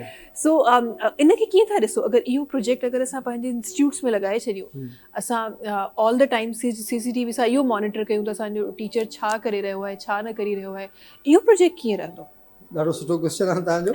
मां पाण हिन ते अचणु चाहियां पियो, पर सुठो तव्हां क्वेश्चन करे छॾियो। जी। जॾहिं स्कूल में लाइट ई कान हूंदी त तव्हांजो कैमरा केॾांहुं हलंदो? पूरे मुल्क में लाइट जी छा सूरत हाल आहे असां सभिनी खे ख़बर आहे। त इहो फेल वेंदो प्रोजेक्ट ॿाहिराड़ियुनि में, छो त जॾहिं मां हेड मास्टर सां मिलंदो आहियां स्कूलनि में ड्यूरिंग माई फील्ड विज़िट, त उन्हनि खां मूं पुछियो त कोरोना जे टाइम में मूं फील्ड कई, ही किताब बि तॾहिं मूं छापियो, त उन्हनि चयो त साईं ऑनलाइन कीअं पढ़ायूं, हिते त लाइट ई कान्हे। त उहो डिजिटली जेको आहे सो इहा शइ मुमकिन कान्हे का। हा, सिटीज़ जेके आहिनि जीअं हैदराबाद, कराची, जामशोरो या ॿिया अहिड़ा सिटीज़ जिते लाइट आहे या को सोलर जो बंदोबस्तु थियल आहे या CCTV कैमरा जे लाइ बैकअप में बैटरी रखियल आहे, UPS रखियल आहे, त उते इहा शइ इम्प्लीमेंट थी सघे थी ऐं सक्सेसफुल बि थी सघे थी। पर जिते लाइट ई कान्हे उते तव्हां छा कंदव? उते तव्हां छा कंदासीं? ऐं असांजे माशाल्लाह मुल्क में 90% त माना लाइट हूंदी ई कान्हे। हा, ईअं ई आहे। असां वटि लोड शेडिंग हिकु दौर आहे जेको 24 कलाकनि में 18 कलाक लाइट कोन हूंदी आहे, 6 कलाक हूंदी आहे। 6 कलाक हूंदी आहे। काफ़ी सारा अहिड़ियूं जॻहियूं आहिनि वाकई में असां वटि, जंहिं वटि लाइट जो हिकु वॾो इशू आहे, ऐं उनखे वरी कन्वर्ट अगरि असां गैस जे जनरेटर्स सां ऐं डिफरेंट शयुनि सां कयूं त पोइ उते उनजी बि जेका उनजो बि भुगतान आहे। हा, बिल्कुलु। सो बेसिक शयुनि ते बेसिकली त पहिरीं नज़र असांखे विझणु खपे, ऐं इहे शयूं त बेसिक नेसेसिटी आहिनि। मां त लाइट खे बि हिकु नेसेसिटी सम्झां थी, त इहा ज़िंदगी में हुजणु ॾाढो ज़रूरी आहे। अच्छा, तव्हांजी तरफ़ अचणु चाहींदमि, ऐं खोड़ सारियूं उहे एक्टिविटीज़ जेके स्वीडन में असांखे तव्हांजो नज़र ईंदियूं आहिनि, जंहिंमें असांजूं डिफरेंट शयूं आहिनि। हिकु शइ जेका मां ज़रूरु तव्हां खां पुछणु चाहींदमि, बिकॉज़ तव्हांजो अचणु पाकिस्तान बि रहंदो आहे, ऐं ज़ाहिर आहे जॾहिं तव्हां पाकिस्तानी आहियो त पाकिस्तान सां हिकु मोहबत बि थींदी आहे, पॉलिटिक्स पे तव्हांजो एक्सपीरियंस आहे। अगरि पाकिस्तानी पॉलिटिक्स खे थोरो सो नज़र में रखियो वञे ऐं पोइ इहो चयो वञे त तव्हांखे हिकु ॾींहुं जो वज़ीर आज़म ठाहिजे, कहिड़ियूं उहे चेंजिस आहिनि जेके तव्हां फर्स्टली कंदो? फर्स्टली सभिनि खां पहिरीं जेको आहे उहो इंटरनेट ते पाबंदी। इंटरनेट ते पाबंदी? ओहो। वजह इहा आहे कि ॾिसो, अॼु हिकिड़ो दौरु हूंदो जॾहिं पाण चवंदा हुआसीं कि नौजवान खे मंशियात जे अंदरि विझी क़ौम जो नुक़सानु पियो थिए। हिकिड़ो हीरोइन जी अॼु मिसाल आहे, मंशियात इस्तेमालु करे पियो त उहो पंहिंजो नुक़सानु पियो करे, पूरी क़ौम जो नुक़सानु न आहे। लेकिन इंटरनेट जो जेको मिसयूज़ आहे, इंटरनेट जे मथे अॼु पाकिस्तान खे हिकिड़ी प्रोडक्ट बनाए छॾिया आहिनि। पाकिस्तान जे ख़िलाफ़ु जेको नेगेटिव ॻाल्हि थींदी, उहो नेगेटिविटी जेको आहे, जेको बि अकाउंट हूंदो उनजा व्यूज़ वधंदा, हुनजा लाइक वधंदा, ऐं उहो प्रमोट थींदो, उनजी कमाई जेका आहे उहा जनरेट थींदी। त पाकिस्तान जे ख़िलाफ़ु जेको नेगेटिविटी फैलाई वई आहे, अवाम जेतिरो पंहिंजे नौजवान आहिनि उन्हनि जे ज़हन में सिर्फ़ु हिकिड़ो ई आहे ट्रेंड कि असां ओवरसीज़ पाकिस्तानी बनी वञूं। पहिरीं डॉक्टरनि जो ट्रेंड हूंदो हुओ, वकीलनि जो हूंदो हुओ, हा बिज़नेस प्रोफेशनल्स जो हूंदो हुओ, हाणे ओवरसीज़ पाकिस्तानी जो ट्रेंड ईअं आहे। आहे। हर ॿियो टियों माण्हू जेको आहे नौजवान खे गुमराही जी तरफ़ खणी वञे थो। चलो चलो इटली चलो, चलो चलो स्वीडन चलो। हालांकि उते इमिग्रेशन जा जेका रूल्स आहिनि उहे तमामु घणा डिफरेंट आहिनि। जेको चलो चलो स्वीडन चए पियो उहो पाकिस्तान वेठो आहे। नौजवान पंहिंजी तमामु तर जेका कमाई आहे उहो एजेंट माफ़िया खे ॾे, जॾहिं हुते पुॼे थो या बाज़ औक़ात अहिड़ो थिए थो त इथे ई फ्रॉड थींदा वञनि उन सां। ॿियो पाकिस्तान जी अगरि ॻाल्हि कई वञे, पाकिस्तान खे खोखलो जेको आहे उहो साइबर वार इंटरनेट जे ज़रिए कयो वञे पियो। इंटरनेट ते पाबंदी करे पंहिंजो पाण इंटरनेट ठाहियो ताकी जेको बैरूनी प्रोपेगेंडा उहो ना थी सघे। अॼु गूगल हुजे या सोशल मीडिया जा जेतिरा वॾा अकाउंट आहिनि उन्हनि जा हेड केरु आहिनि? इंडियन वेठा आहिनि। चंद अहिड़ा हैशटैग्स आहिनि जेको पाकिस्तान जे इदारनि जे ख़िलाफ़ु हुजनि या पाकिस्तान जे ख़िलाफ़ु हुजनि, उहे तमामु तर पोस्टूं वायरल थींदियूं आहिनि ऐं पाकिस्तान खे तमामु घणो नुक़सानु सोशल मीडिया जे ज़रिए पुॼी रहियो आहे। अगरि तव्हां कराची जी ॻाल्हि करियो त कराची उहो शहर हूंदो हुओ जेको कॾहिं सुम्हंदो कोन हुओ। अॼु कराची जा नौजवान जेको आहे 12-1 लॻे ताईं सुता हुजनि था। उन्हनि जे अंदरि लगन कोन्हे कि असां अॻियां वधूं। असांखे शितर मुर्ग शहरी में खाराई वञे पई, असांखे बकरनि जो गोश्त खाराए, असांजो जेको ज़मीर आहे उनखे मारियो वञे पियो ऐं असांजा जेको नौजवान आहिनि उहो पंहिंजी मसरूफ़ियात जेतिरी आहे उन्हनि जी एतिरी ई आहे कि 12-1 लॻे उथी बकरे जो गोश्त खणी पाण बि खाइणो आहे NGO वटि, पंहिंजे ॿारनि खे बि खाराइणो आहे, 100 रुपए जो पैकेज कराए बसि इंटरनेट ते बि हुकूमत खे जेको आहे बदनाम करणो आहे, हुकूमत जे ख़िलाफ़ ज़हर उगलणो आहे। सही। अच्छा, ही जेका इंटरनेट बंदि थियण जी ॻाल्हि थी या हैशटैग्स खे प्रमोट करण जी ॻाल्हि थी, ही मिसाल कुझु ईअं त थी वेंदो ज़ुबैर साहब, त चवंदा आहिनि त कबूतर खे ॿिली खे डपु लॻे त उन अखियूं बंदि करे छॾियूं। ईअं त न आहे त असां इंटरनेट बंदि करे अखियूं बंदि करे छॾंदासीं। दुनिया त उन ई हैशटैग्स खे ॾिसी रही हूंदी। बिल्कुलु। ॾिसो, दुनिया जे जेतिरा बि तरक़ी याफ़्ता ममालिक आहिनि, चाइना जी ॻाल्हि करो, उते सोशल मीडिया जे मथे चंद पाबंदियूं आहिनि। नॉर्थ कोरिया जे पाबंदी इहा वाकई सही ॻाल्हि आहे। ऐं इंटरनेट मतिलबु हुनजी ॻाल्हि कोन थो कयां, अॼु लिमिटेशन हुजणु जी खपे। ॻाल्हि बिल्कुलु करें। बिल्कुलु। नॉर्थ कोरिया जे अंदरि पाबंदियूं आहिनि ऐं सभिनि खां वॾी हिकिड़ी ॻाल्हि चवां, हर मुल्क जे अंदरि जेको आहे अहिड़ा कानून आहिनि जेको पाबंद कनि था इंसान खे कि कोई अहिड़ी पोस्ट पाण शेयर न करियूं जेको मुल्क जी सलामती जे ख़िलाफ़ हुजे। सही। स्वीडन जेको नओं कानून हिकिड़ो पास कई आहे, जासूसी जो कानून। हुनमें इहा आहे कि अगरि कोई शख़्स सोशल मीडिया मथे या कोई सहाफ़ी अहिड़ी ख़बर थो ॾे जेको स्वीडन जा तालुकात ॿिए मुल्क सां ख़राबु कंदो, उनजो मामिलो इहो हूंदो कि हुनखे जहिड़ो पाण वटि ISI आहे उते सेपो आहे, उन पुलिस जे हवाले उनजो केस कयो वेंदो ऐं उनखे सज़ा ॾी वेंदी। सही। त हर मुल्क में कानून आहिनि। मसइलो इहो पंहिंजो मुतालो न आहे, पंहिंजी तहक़ीक़ जी सलाहियतूं ख़तम थी वियूं आहिनि। रिसर्च पाण करियूं कोन था, पाण बसि सॼो ॾींहुं पाकिस्तान जे ख़िलाफ़ नेगेटिव ॻाल्हियूं करियूं था। जॾहिं तक पाण वटि मुल्क आहे पाण सेफ आहियूं, मुल्क न आहे पाण सेफ कोन आहियूं। सेफ कोन आहियूं। अच्छा, प्लस असां वटि कानून जी आई गेस रसाई कोन्हे या कानून खे असां सीरियस कोन वरितो आहे। बिकॉज़ जॾहिं तव्हां चओ पिया त कानून आहे, मूंखे रिसेंटली यादि आहे त कुझु अर्सो पहिरीं हिकु लॉ पास थियो त जंहिंमें सर्टन वर्ड्स हुआ या सर्टन ॻाल्हियूं हुयूं जेके तव्हां कंहिं माण्हू जे ख़िलाफ़ु, गवर्नेंस त हिकु वॾो हिकु इशू आहे, पर कंहिं माण्हू जे ख़िलाफ़ु तव्हां फला फला शइ नथा चई सघो। इहो लॉ पास थियल आहे असां वटि, पर उहा ई ॻाल्हि आहे त इम्प्लीमेंट केरु करे, है न? Implementation is again is question असां वटि जेको आहे। ॾिसो, अॼु धरना लॻा पिया आहिनि पाकिस्तान में, आवाम सड़कनि ते अची वई आहे। राइट्स जेको इंसान जा जेतिरा आहिनि न, जॾहिं तक पाण उनजी डिमांड कोन थो करे उनखे हासिल कोन था थियनि। इम्प्लीमेंट बि इंसाननि खे ई कराइणो आहे। कानून बनियो आहे, लेकिन अॼु मूंखे ही तव्हां चओ कि केतिरा % माण्हू अहिड़ा आहिनि जेको थाणे वञी रिपोर्ट कराइनि था। एग्ज़ैक्टली। तव्हांजो मोबाइल स्नैच थी वियो, तव्हां कॾहिं बि पुलिस वटि कोन ईंदा, छो त पाण कॾहिं कोशिश कोन कई आहे। अहिड़ा वी लोग बनायूं था, बसि मुल्क जे ख़िलाफ़ ॻाल्हि करियूं था, लेकिन सिस्टम खे बहितर बनाइण जे लाइ करे को बि काविश कोन थी थिए। बिल्कुलु बिल्कुलु ईअं ई आहे। असां जंहिं तरीक़े सां नेगेटिविटी फैलायूं था, इन तरीक़े सां अगरि असां पॉज़िटिव शयूं फैलाइण शुरू करे छॾियूं त आई एम वेरी श्योर त असां वटि नेगेटिव साइड खां वधीक असां वटि पॉज़िटिव साइड हूंदो। जल्दी सां ब्रेक की तरफ़ हलणो आहे। नाज़रीन, वक़्तु आहे ब्रेक जो। तव्हां सां मुलाक़ात कयूं था नंढी कमर्शियल ब्रेक खां पोइ।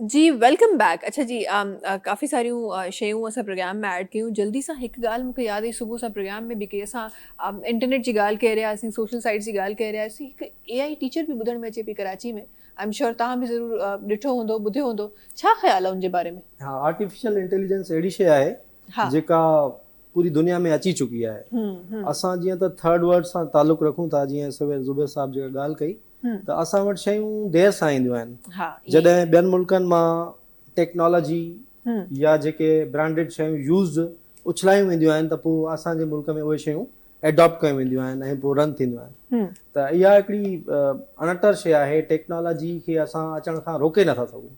ऐं पोइ टीचर हुजे, सर्वेंट हुजे, वेटर हुजे, या ॿी का ऑटोमेटिक जेका शइ हुजे, ऑटो रोबोटिक्स नाले हिकिड़ो सब्जेक्ट बि हाणे पढ़ायो वञे थो। त बिल्कुलु AI टीचर अची सघे थी, अची चुकी आहे दुनिया में। चैट GPT त ऑलरेडी एग्ज़िस्ट करे पई, पर उनजो लेटेस्ट जेको वर्जन आहे उहो सम्झां थो त AI टीचर आहे जेको सक्सेसफुल वेंदो, जंहिंजो पॉजिटिव कमु थो वञे त। बिल्कुलु बिल्कुलु। अच्छा हिकु मूंखे रीसेंट न्यूज़ बि यादि आई त हिकु मिनी रोबोट हो, उन 12 रोबोट्स खे जेको आहे सो ख़बर न आहे कंहिं तरीक़े सां असां न हिप्नोटाइज़ करे सघे कि पाण सां गॾु हलाईंदा आहियूं, त कुझु अहिड़ो ई कुझु शइ थिए ऐं 12 रोबोट्स हिकु कंपनी मां जेके आहिनि उहे चोरी थी विया विद दैट मिनी रोबोट। सो अहिड़ियूं बि शयूं थी रहियूं आहिनि। ख़ैर जी, थोरो सो तव्हां सां ज़रूरु इन जे बारे में एज़ अ टूरिस्ट गाइड बि तव्हां माशाल्लाह सां कमु कंदा रहंदा आहियो, त ज़रूरु मां ॻाल्हाइणु चाहियां थी इन बारे में। असां पाकिस्तान जी जॾहिं टूरिज़म ते ॻाल्हि कंदा आहियूं त असांखे नॉर्दर्न एरिया त हिकु वॾो रश नज़र ईंदो आहे ऐं सिस्टम बि ठहियलु आहे, काफ़ी सारियूं शयूं आहिनि जेके मैनेज असांखे नज़र ईंदियूं आहिनि। सिंध में माज़रत सां या अफ़सोस सां त असां वटि इन शइ जी कमी नज़र ईंदी आहे। छा केतिरो कमु थी रहियो आहे टूरिज़म ते सिंध में? जी महेश, बिल्कुलु हाणे उहो दौरु अची चुको आहे जंहिंमें टूरिज़म ते वॾो फोकस आहे, हुकूमत जो बि, माण्हुनि जो बि इंडिविजुअली। छो त हिकिड़ो माण्हू नादरन एरियाज़ में वञे हितां कराची मां, त हुनजा 6-7 लख रुपया ख़र्च थी वेंदा। बिल्कुलु। ऐं तव्हांखे यादि हूंदो त मरी में 2-3 साल पहिरियां हिकिड़ो वाक़ियो थियो हो, जंहिंमें माण्हू फ्रीज़ थी ऐं मरी विया। तमामु वॾो हिकिड़ो ॾुख जहिड़ो वाक़ियो थियो, त हुन में लोकल कम्युनिटी हुननि जी का बि सपोर्ट न कई। ऐं आउं सम्झां थो त गोरख हिल स्टेशन जेको सिंध जो मरी आहे, उहा हिकु अहिड़ी प्लेस आहे जंहिंमें असां थोरनि पैसनि में उहा ई शइ एक्सप्लोर करे सघूं था जहिड़ी असांखे मरी ते मिले थी। त गोरख हिल स्टेशन आहे जिते विज़िट थी सघे थी। ऐं मुख़्तलिफ़ कंपनीज़ खे, स्टूडेंट्स खे, इंडिविजुअल्स खे, फैमिलीज़ खे वठी वेंदो आहियां वीकेंड्स ते। नगर पार्कर, कारोंझर ॾिसण जे लाइ गोरख हिल स्टेशन, या रनीकोट जेको आहे उहो ॾिसण जे लाइ। त हींअर ही बेसिकली सीज़न शुरू थी रही आहे जेका मार्च ताईं हलंदी। त इन में सिंध जूं जेके सभई सयाती मार्ग आहिनि उहे विज़िट करे सघनि था। ऐं सभिनी खे हिन चैनल जे ज़रिए इहो मैसेज ॾियणु चाहींदुसि त पंहिंजनि शयुनि खे, पंहिंजे हेरिटेज खे ॾिसो, घुमो, एक्सप्लोर कयो ऐं इंजॉय कयो। अच्छा हिकु 2-3 क्वेश्चन असांजे आम आवाम जा, जॾहिं बि तव्हां इन तरफ़ गोरख हिल जी तरफ़ सफ़र करण जी तव्हां सोचींदा आहियो त हमेशह असांखे इहो ॿुधण में ईंदो आहे त जी रस्ता ॾाढा ख़राबु आहिनि, सेफ न आहिनि, वञी नथो सघिजे, या उते फैसिलिटीज़ न आहिनि। बिकॉज़ ज़ाहिर अगरि कराची हैदराबाद जेको माण्हू वञे थो, या इस्लामाबाद लाहौर जेको माण्हू अचे थो, त उन हिसाब सां उते मैनेजमेंट अहिड़ी न आहे जो वञी सघिजे। उन ते केतिरो कमु पियो थिए? बिल्कुलु महेश, हाणे इहा पुराणी ॻाल्हि आहे त फैसिलिटीज़ कोन्हनि के, रिहाइश कान्हे का। हाणे तव्हां सर्च कयो, हाणे त सर्च करणु ॾाढो सवलो थी वियो आहे। यूट्यूब ते रुगो वॉइस छॾे छॾियो त गोरख हिल स्टेशन सॼी डेटा तव्हांजे साम्हूं अची वेंदी। त ॾिसंदड़नि खे ॿुधाईंदो हलां त हाणे उते रेस्ट हाउस ठही चुको आहे, उते हट्स ठही चुका आहिनि, होटल आहे, रेस्टोरेंट्स वग़ैरह आहिनि। त हिकु ई वक़्त ते 500 खां बि वधीक माण्हू उते जेको आहे सो एडजस्ट थी सघनि था। ज़बरदस्त। तव्हां ॻाल्हि कई रोड जी, त रोड हाणे नओं ठही रहियो आहे जेको दादू खां जोही, उतां खां वाही पांदी बेस कैंप आहे बेसिकली, उतां खां गोरख ताईं नओं रोड ठहे पियो जेको तमामु सुठो ऐं मतिलबु तेज़ी सां उहो कमु थी रहियो आहे, जल्दी मुकमल थी वेंदो इंशाअल्लाह। इहा हिकिड़ी पॉजिटिव साइन आहे त विज़िटर्स खे या जंहिंजी दिलि चाहे, इंडिविजुअल फैमिलीज़ उहे वञी सघनि था। असां स्टूडेंट्स खे बि हिन में इन्वॉल्व करे सघूं था। जेसि ताईं एजुकेशन खे असां टूरिज़म सां न मिलाईंदासीं, आर्ट सां, आर्कियोलॉजी सां न मिलाईंदासीं, त तेसि ताईं उहे शयूं इफेक्टिवली जेको आहे सो उहे उभरी साम्हूं न ईंदियूं ऐं प्रोमोट बि न थींदियूं। मुंहिंजी इहा कोशिशि आहे त स्टूडेंट्स खे बि होॾां वठी वञा ऐं उहे पंहिंजो जेको पंहिंजो हेरिटेज आहे, जेको कल्चर आहे, जेके हिस्टोरिकल प्लेसिस आहिनि, जेके विज़िटिंग प्लेसिस आहिनि, उहे ॾिसनि, घुमनि ऐं एक्सप्लोर कनि। सही। अच्छा, एज़ अ टूर गाइड त तव्हां ज़ाहिर आहे काफ़ी सारनि माण्हुनि सां गॾु वेंदा हूंदो ऐं इट्स काइंड ऑफ जॉब त तव्हांखे वञिणो ई आहे। पर अगरि अमीन जोयो साहब खे इन्हनि तमामु पोज़ीशन्स खां हटाए ऐं हिकु क्वेश्चन कजे त जी हलो किथे घुमणु हलूं था, केॾांहुं वेंदो सिंध में? हाणे इहो आहे त डिपेंड करे थो त जेको माण्हू हलणु चाहे थो उनखे केतिरी मतिलबु परमिशन आहे, केसि ताईं वञी सघे थो। सॼी सिंध त तमामु वॾी आहे, 15 खां 20 ॾींहं लॻी सघंदा सॼी सिंध घुमण में। हिकिड़ा स्टूडेंट्स अहिड़ा हूंदा आहिनि या माण्हू अहिड़ा हूंदा आहिनि जेके चवंदा आहिनि असां सुबुह जो वञूं शाम जो वरी वापसि अचूं, त पोइ उन्हनि जे लाइ ठटो डिस्ट्रिक्ट आहे, सही, किंजर आहे, मकली आहे, बंभोर आहे, उहे शयूं घुमी वरी वापसि अची सघे थो। पर ॿिया माण्हू वरी अहिड़ा आहिनि जेके कुझु वधीक रिसर्च करणु चाहिनि था, एक्सप्लोर करणु चाहिनि था, शयुनि खे ॾिसणु चाहिनि था, विलागिंग कनि था, त पोइ रानीकोट वञी सघिजे थो। उते बि मां इहो ॿुधाईंदो हलां त उते बि हिकिड़ो गेस्ट हाउस ठही वियो हाणे, उते स्टे बि करे सघिजे थो, खाधे पीते जो बंदोबस्तु बि आहे, रिहाइश बि मिली वेंदी, त उते स्टे करे माण्हू घुमी फिरी एक्सप्लोर करे शयुनि खे ॿिए ॾींहं ते वापसि अची सघे थो। इहो थियो 2 डेज़ टूर। सही सही। अच्छा, इहे त असां ॿियनि जा करे छॾिया न, तव्हां पर्सनली कंहिं शइ खे प्रमोट कंदो, कंहिं शइ ते वञणु चाहींदो? मां त सॼी सिंध पीरीअ जो पाछो, लाड़ उत्तर कोहिस्तान हुजे या काछो। असां 15-20 ॾींहंनि जे लाइ वेंदासीं, तव्हां हिकु ॿिनि ॾींहंनि में दिलि कोन वेकेशन थींदी आहे सालियानी, हुन में आउं रिसर्च कंदो आहियां, उहे पासा जेके मुंहिंजा ॾिठल न हुजनि उते एक्सप्लोर कंदो आहियां, वेंदो आहियां, रहंदो आहियां, ऐं नोटबुक मूंसां गॾु हूंदो आहे, उहे शयूं मां लिखंदो आहियां, पाण वटि कुझु रिकॉर्डिंग्स कंदो आहियां, पोइ उहे पंहिंजे यूट्यूब चैनल ते बि छॾींदो आहियां। त मां त पूरा पंहिंजा 15 ॾींहं जेके आहिनि उहे मां फील्ड में गुज़ारींदो आहियां एवरी ईयर। ज़बरदस्त ज़बरदस्त, ॾाढी सुठी ॻाल्हि आहे। ऐं हूअं बि चवंदा आहिनि त असां शौक़ु रखंदा आहियूं त असां फलां जॻह ते थी अचूं, फलां जॻह ते थी अचूं, जेका जॻह असांजे भर पासे में हूंदी आहे ऐं जेका वधीक ख़ूबसूरत हूंदी आहे असां ओॾांहुं न वेंदा आहियूं। सो ज़रूरी आहे त पंहिंजी सिंध खे बि घुमो, पंहिंजे सॼे पाकिस्तान खे घुमो, ऐं हीअ जेके असां डिफरेंट शयूं असां ॿाहिरि वञी ठाहे ईंदा आहियूं, छो न पंहिंजे मुल्क खे प्रमोट कजे, पंहिंजे मुल्क जी जेके हेरिटेज साइट्स आहिनि, जेके प्लेसिस आहिनि, उन्हनि ते वञी घुमिजे, पंहिंजे मुल्क जा जेके डिफरेंट सीज़न्स आहिनि उन्हनि खे प्रमोट कजे। अच्छा, तव्हांजी तरफ़ वठणु चाहींदमि, प्रोग्राम जो वक़्तु ॾाढो घटि बचियो आहे, पर 2-3 ॻाल्हियूं आहिनि जेके मां शामिलु करणु चाहियां थी। तव्हां जीअं पंहिंजे लफ़्ज़नि में चयो त असां वटि काफ़ी सारा उहे माण्हू आहिनि जेके हिन वक़्तु सिर्फ़ु हिन ख़्याल में आहिनि त असां कंहिं तरीक़े सां ओवरसीज़ पाकिस्तानी थी वञूं। असांजी यूथ खे इन हवाले सां छा डायरेक्शन तव्हां ॾेखारणु चाहींदो, ऐं पंहिंजे एक्सपीरियंस सां कहिड़ियूं उहे शयूं आहिनि, कहिड़ा उहे ट्रैक्स आहिनि जिन जे बारे में तव्हां आगाही ॾियणु चाहींदो असांजे नाज़रीन खे? सभिनि खां पहिरीं त हीअ आहे की जेको आउं पहिरीं चयोसि, रिसर्च जी कमी आहे। पाण जेका एजेंट माफ़िया आहिनि या अहिड़ा जेका नौ सरबाज़ आहिनि जेको पाण खे सुहाना ख़्वाब ॾेखारीनि था, उन्हनि जी ॻाल्हियुनि में अची पंहिंजी ज़िंदगी भर जी कमाई, माइटनि जी कमाई, ज़ेवर, घर बार विकिणी उन्हनि जे हथ में ॾियूं था। मसइलो इहो आहे की पाण जेको यूथ जेको पंहिंजी आहे उहो हिकिड़े ॿिए खे ॾेखारण जे चकर में या ओवरसीज़ पाकिस्तानी जेका आहिनि उन्हनि खे ॾेखारण जे चकर में की असां बि ॿाहिरि अची सघूं था, उन्हनि सां मशवरो कोन था वठनि। सही। ऐं असां जेको ओवरसीज़ पाकिस्तानी वेठा आहियूं, जॾहिं असां चऊं था इमिग्रेशन पॉलिसी सख़्तु आहिनि, वीज़ा कोन था लॻनि, उन्हनि खे यकीन कोन थो अचे। सिंपल अॼु जे दौर में पाकिस्तान में गूगल मौजूदु आहे, रिसर्च करियो, मुख़्तलिफ़ सिफ़ारत खाने जी वेबसाइट ते वञो, इमिग्रेशन्स जी जेको ऑफिशियल वेबसाइट आहिनि मुख़्तलिफ़ ममालिक जी, उन्हनि खे वञी विज़िट करियो ताकी तव्हांखे ख़बर पए हक़ीक़त इमिग्रेशन खुली बि पई आहे, हुते तव्हांजे वञण जा फ़वाइद आहिनि बि की न आहिनि, पोइ वञी माण्हू अहिड़ो कदम खणे थो। पाण वटि आहे कुझु कोन, पाण बसि इन्हनि इंतज़ार में आहियूं की कोई पंहिंजो हथु जले ऐं पंहिंखे ॿाहिरि खणी वञे।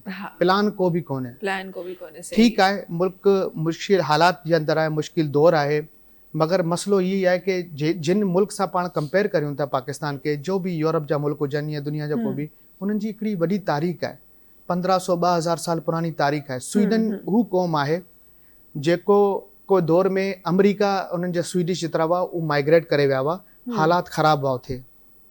स्वीडन में को बि कल्टिवेशन कोन थी थिए, सिर्फ़ु आलू था पैदा थियनि। ही आलू वारी नेशन आलू बनाए अॼु दुनिया जी बहितरीन मईशत जे तौर ते दुनिया में सामने आहे, ऐं पंहिंजी महिनत सां जेको अवाम मुल्क खे बनाई हुई, अॼु उनमें ठहराव आहे ऐं दुनिया जो रुख स्वीडन जी तरफ़ आहे। त मुश्किल हालात ज़रूरु आहिनि, ऐं उन जे हवाले सां प्रोग्राम शायदि तव्हां चओ था की घटि आहे, त हिकिड़ो पैगाम ऐं शेर जी सूरत में ॾींदुसि। जी जी प्लीज़। किताब सादा रहेगी कब तक, कभी तो आगाज़े बाब होगा। किताब सादा रहेगी कब तक, कभी तो आगाज़े बाब होगा। जिन्होंने बस्ती उजाड़ डाली, कभी तो उनका हिसाब होगा। सुकून शहर में बसने वालों, सुकून शहर में बसने वालों, अभी तो हालात और भी बदतर होंगे, जिन्होंने बस्ती उजाड़ डाली, कभी तो उनका हिसाब होगा। और हमारे मुल्क का जो है वो हालात, जो जितने भी मुश्किल हालात से हम गुजर रहे हैं, वो तमाम तर किसी न किसी डायरेक्शन में जाके ख़त्म ज़रूर होंगे, लेकिन उसके लिए हमें कोशिश करनी है, पाके कोशिश करनी आहे। हालात मुश्किल आहिनि। सही सही। अच्छा, ही तो तमाम ॾाढो ज़बरदस्त सभिनी खां पहिरीं त शेर जे अंदाज़ में काफ़ी सारियूं हक़ीक़तूं तव्हां बयानु कयूं असांजे नाज़रीन ताईं। बट हिकु सवाल जेको मां पंहिंजे नाज़रीन खे जंहिंजो जवाबु मां पहुचाइणु चाहियां थी, जंहिंजे बारे में अक्सर माण्हू न सोचींदा आहिनि, ऐं तव्हां जीअं चयो त असां सिर्फ़ु बसि इहो सोचूं था कंहिं तरीक़े सां असां ॿाहिरि पहुची वञूं, कहिड़ा उहे बेसिक चैलेंजिस आहिनि ऐं कहिड़ी उहा ज़िंदगी आहे जेका इमिग्रेशन बि अप्रूव थी वई, कंहिं तरीक़े सां असां ॿाहिरि बि पहुची वियासीं, पहुचण खां पोइ जो जेको इनिशियल पीरियड आहे स्पेसिफिकली उन ते थोरो सो मां चाहींदमि त तव्हां असांजी यूथ जो जेको आहे वो डायरेक्शन आहे उहा उन्हनि खे सभिनि खां ॿुधायो। पहिरीं त जेको आहे ज़बान जो वॾो मसइलो हूंदो आहे। अंग्रेज़ी हर मुल्क में हले कोन थी। दुनिया जा जेतिरा मुल्क आहिनि अॼु मक़ामी ज़बान ते इनिसार करे उहे अॼु तरक़ी करे विया आहिनि। हाणे कराची ऐं सिंध जी अगरि ॻाल्हि कयो, सिंध में हीअ आहे की हिकिड़ो माण्हू जेको सिंधी कम्यूनिटी में या सिंधी घर में पैदा थिए थो, पाण मिसाल अंब खे अंब चऊं था, उर्दू में उनखे आम चवनि था, इंग्लिश में मैंगो चवनि था। हाणे हिकिड़ो ॿारु जेको आहे उहो इंग्लिश मीडियम में पढ़णु वियो आहे, घर में उहो अंब चवनि पिया उनखे, सोसाइटी आम चए पई ऐं उनखे स्कूल में मैंगो सेखारियो वञे पियो।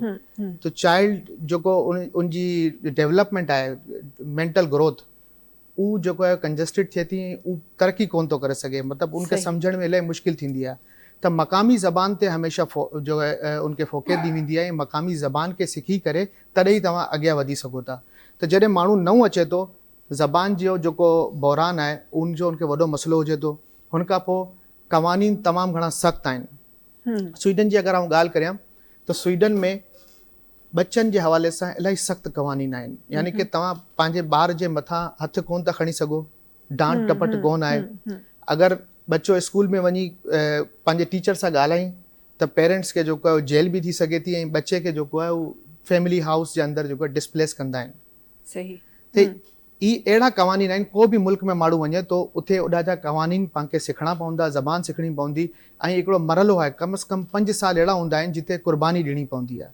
त जेको बि माण्हू ॿाहिरि वञणु चाहे थो त उहो पूरे कुंबे सां न वञे, पहिरीं वञी पाण उते मुश्किलात ॾिसे, हालात ॾिसे, क़वानीन सम्झे, ज़बान सिखे, मुकमल इंटीग्रेट थियण जे बाद जेको आहे पंहिंजी फैमिली खे वञी खणी वञे ऐं सुकून सां ज़िंदगी गुज़ारे सघे थो इन फार्मूले सां। बाक़ी हालात अहिड़ा न आहिनि। पूरी दुनिया में हींअर जेको आहे उहो तीसरी आलमी जंग जी सूरत हाल आहे। हर जॻह ते मुश्किल हालात आहिनि, सिर्फ़ु पाकिस्तान में न आहिनि। पाकिस्तान त ठीकु आहे, क्राइसिस में आहे, मगर अगरि यूरोप जी तव्हां ॻाल्हि करियो, इमिग्रेशन जा तमामु तर हालात जेको आहिनि बदतरीन आहिनि। डिपोर्टेशन थी रहियूं आहिनि, 5-5 साल 7-7 साल रहण जे बाद माण्हुनि खे डिपोर्ट कयो वियो आहे।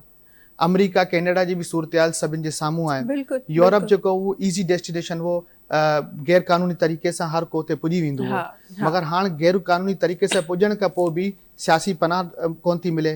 वर्क परमिट जा सूरत हाल जेको बदिली विया आहिनि, ऐं तमामु तर अहिड़ी सूरत हाल थी आहे जंहिंखे माइग्रेशन जी ज़बान में चवनि था माइग्रेशन शिफ्ट, यानी की हाणे उन्हनि वटि एतिरा माइग्रेंट आहिनि की हू शिफ्ट करे ॿिए मुल्क में मोकिलिनि पिया उनखे। सही सही सही। सभिनि खां पहिरीं बहितरीन मुल्क जो तयन करियो, कहिड़ो मुल्क आहे जंहिंजे अंदरि सहूलियत मौजूदु आहिनि, ऐं कहिड़ो अहिड़ो मुल्क आहे जिथे वञी माण्हू ईज़ीली इंटीग्रेट थी सघे थो।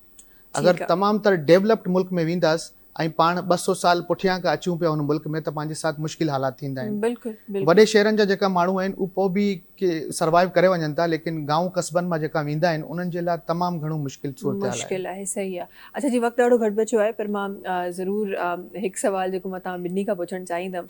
अच्छा, हिते जॾहिं तव्हां हेरिटेज जी ॻाल्हि कयो था ऐं जॾहिं तव्हां टूरिज़म जी ॻाल्हि कयो था, स्पेसिफिकली फोकस टुवर्ड्स सिंध, तव्हांखे छा थो लॻे त अॼु खां अगरि जंहिं तरीक़े सां तव्हां ॿुधाए रहिया आहियो त शयूं ठही रहियूं आहिनि, बहितर थी रहियूं आहिनि, फैसिलिटीज़ मिली रहियूं आहिनि असांखे, अॼु खां 5 या 10 सालनि खां पोइ सिंध जे टूरिज़म खे कीअं था ॾिसो? जी बिल्कुलु महविश, आउं सम्झां थो त हिन वक़्तु जंहिं तरीक़े सां सिंध गवर्नमेंट जो कल्चर एंड टूरिज़म डिपार्टमेंट आहे कोशिशूं वठे पियो, उन्हनि जा प्लान्स मूं ॾिठा आहिनि, उहे ॾाढो तेज़ी सां वञनि पिया।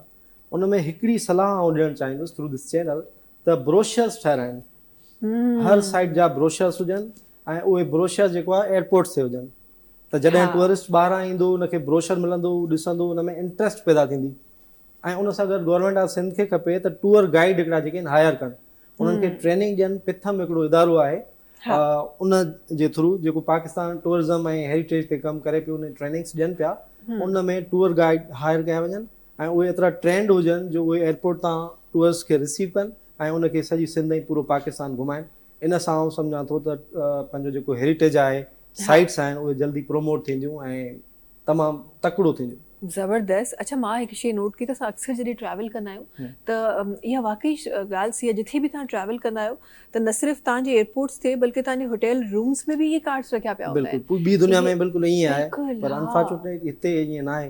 हुजणु खपे, इन सां टूरिज़म बि वधंदो ऐं माण्हुनि में अवेयरनेस पैदा थींदी। हिते पंहिंजे मुल्क जे माण्हुनि खे ई पंहिंजे हेरिटेज साइट्स जे बारे में ख़बर कोन्हे त ॿारनि खे किथां हूंदी। बिल्कुलु बिल्कुलु ईअं ई आहे। अच्छा, जिथे तव्हां माशाल्लाह सां तव्हां कराची में इंशाल्लाह जेके जे तरीक़े जा तव्हांजा स्टेप्स आहिनि, इंशाल्लाह सुभाणे जेको नज़र अचे पियो, इंशाल्लाह तमामु पाकिस्तान में चाहे उहो एजुकेशन ते हुजे या अदरवाइज़ मोटिवेशन ते हुजे, जंहिं तरीक़े सां तव्हां कमु करे रहिया आहियो, तव्हांखे छा थो लॻे त अगरि असांखे उहे सही तमामु उहे शयूं जेके तव्हां अपनाए रहिया आहियो, अगरि तमामु असां उन सेक्टर में अपनायूं था त अॼु खां 5 साल पोइ कीअं हूंदो पाकिस्तान? सभिनि खां पहिरीं तमामु तर ॻाल्हि कई हुई टीचर ट्रेनिंग ते, कैरियर काउंसलिंग ते। तरक़ी याफ़्ता मुल्क जेतिरा बि आहिनि न, उनमें टीचिंग हिकिड़ो अहिड़ो प्रोफेशन आहे जंहिंजो लाइसेंस हुजे थो। जॾहिं तक टीचर तव्हां सेलेक्ट कोन कंदा, उन्हनि जी तालीम हेतिरी कोन हूंदी की उहो लाइसेंस वठी सघे, तॾहिं तक निज़ाम कॾहिं बि सेट कोन थींदो। स्वीडन में जेको आहे नर्सरी जा जेको टीचर आहिनि उन्हनि जो लाइसेंस अलॻि आहे, मैट्रिकुलेशन तक जेको टीचर आहिनि उन्हनि जो लाइसेंस अलॻि आहे, ऐं कॉलेज लेवल जे टीचर जो लाइसेंस अलॻि आहे, हीअं यूनिवर्सिटी जे प्रोफेसरनि जो लाइसेंस अलॻि आहे। मतिलबु उहे एतिरा एजुकेटेड टीचर्स आहिनि, जॾहिं तक टीचर एजुकेटेड न हूंदो, लाइसेंस याफ़्ता न हूंदो, तालीम जो निज़ाम बहितर कोन थींदो। ॿियो, स्टूडेंट्स जेतिरा बि आहिनि, तव्हांखे मां ॿुधायोसि कैरियर काउंसलिंग जेको आहे उन्हनि जे लाइ शदीद पाकिस्तान में ज़रूरत आहे। पाण ट्रेंड सिस्टम ते हलूं था। डॉक्टर जेको आहे उन्हनि जी आमदनी वधीक हुई त हेतिरा डॉक्टर थिया, अॼु हर गली मोहल्ले में डॉक्टर जा क्लिनिक आहिनि। वकीलनि जो ट्रेंड थियो त वकील हेतिरा थिया, अॼु मुख़्तलिफ़ सिटी कोर्ट्स जे ॿार सुज़ुकी में स्टाम्प पेपर विकिणनि पिया। पोइ इन खां पोइ अॼु ग्रेजुएशन ॾिसो, पंहिंजो BCom MBA हेतिरा आहिनि कि अॼु हिकिड़ी पंहिंजी केबिन ते बीठो शख़्स बि जेको MBA करियल आहे। त पाण जेको आहे डिमांड एंड सप्लाई खे कोन था ॾिसूं। बच्चनि जी कैरियर काउंसलिंग कोन्हे, उन्हनि खे ख़बर न आहे कि कहिड़े सेक्टर में जेको आहे इन वक़्तु खपत आहे। सही। जॾहिं तक पाणखे पंहिंजे फ्यूचर जे बारे में ख़बर न आहे, पाणखे ख़बर न आहे कि कहिड़े पेशे में मूंखे जेको आहे सुठी सैलरी मिलंदी या हुन तरफ़ आवाम जो ध्यानु न आहे, तॾहिं तक पाण मुल्क खे बहितर कोन करे सघंदासीं। त इन 5 सालनि में कैरियर काउंसलिंग ऐं टीचिंग लाइसेंसिंग ते अगरि पाण अमल करियूं त पाकिस्तान बि बहितर थी सघे थो। इंशाल्लाह। थैंक यू सो मच असां गॾु हुजण जे लाइ, प्रोग्राम में शामिल थियण जे लाइ। थैंक यू सो मच तव्हांजो बि, तव्हां असांजो पंहिंजो टाइम कढी असांजे प्रोग्राम में शामिल थियो। आख़िर में जल्दी सां हाशिम भाई जो इंशाल्लाह गानो शामिल कंदासीं। नाज़रीन, तव्हां सां मुलाक़ात सुभाणे कंदासीं। वक़्तु ॾाढो घटि बचो आहे, पर ॻाल्हियूं एतिरियूं ख़ूबसूरत आहिनि जो ॻाल्हियूं ख़तमु करण दिलि नथो चए। पर चवंदा आहिनि त वक़्त जी जेका टाइम मैनेजमेंट बि आहे, उहा बि सुधरियल क़ौमनि जी निशानी हूंदी आहे। सो उन ई टाइम में रही अल्लाह हाफ़िज़ चवणो थो पए। इंशाल्लाह मुलाक़ात थींदी सुभाणे। तेसिताईं सभिनी खे ॾींदा इजाज़त। अल्लाह हाफ़िज़। जी हाशिम भाई।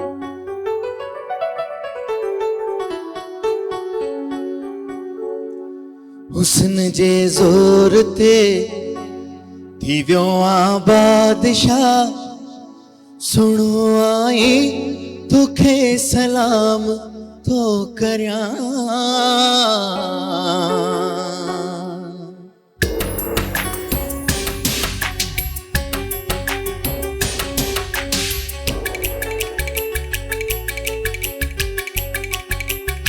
हुस्न जे ज़ोर ते थी वियो आ बादशाह, हुस्न जे ज़ोर ते थी वियो आ बादशाह, सुणो आई तोखे सलाम तो करियां। ख़ुदा ठाहियो अथई जुदावा खे पिरी, करे दीदार पो आराम तो करियां। हुस्न जे ज़ोर ते थी वियो आ बादशाह, हुस्न जे ज़ोर ते।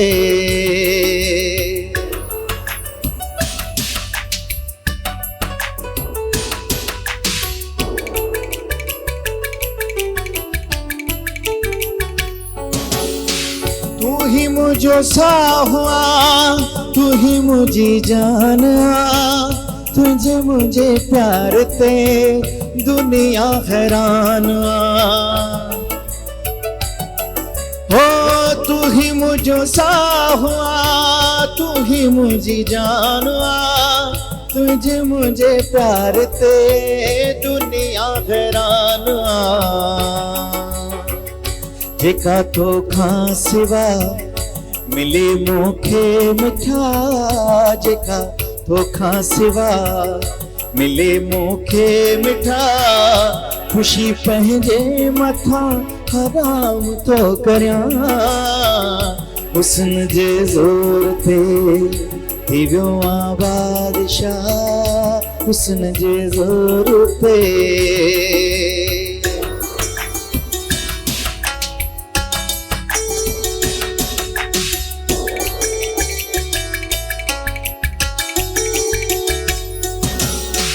जिंदगी हसीन आथो गुल जड़े यार सा मेहरबानी तुझी जानी हली तो तू प्यार सा ओ जिंदगी हसीन आथो गुल जड़े यार सा मेहरबानी तुझी जानी हली तो तू प्यार सा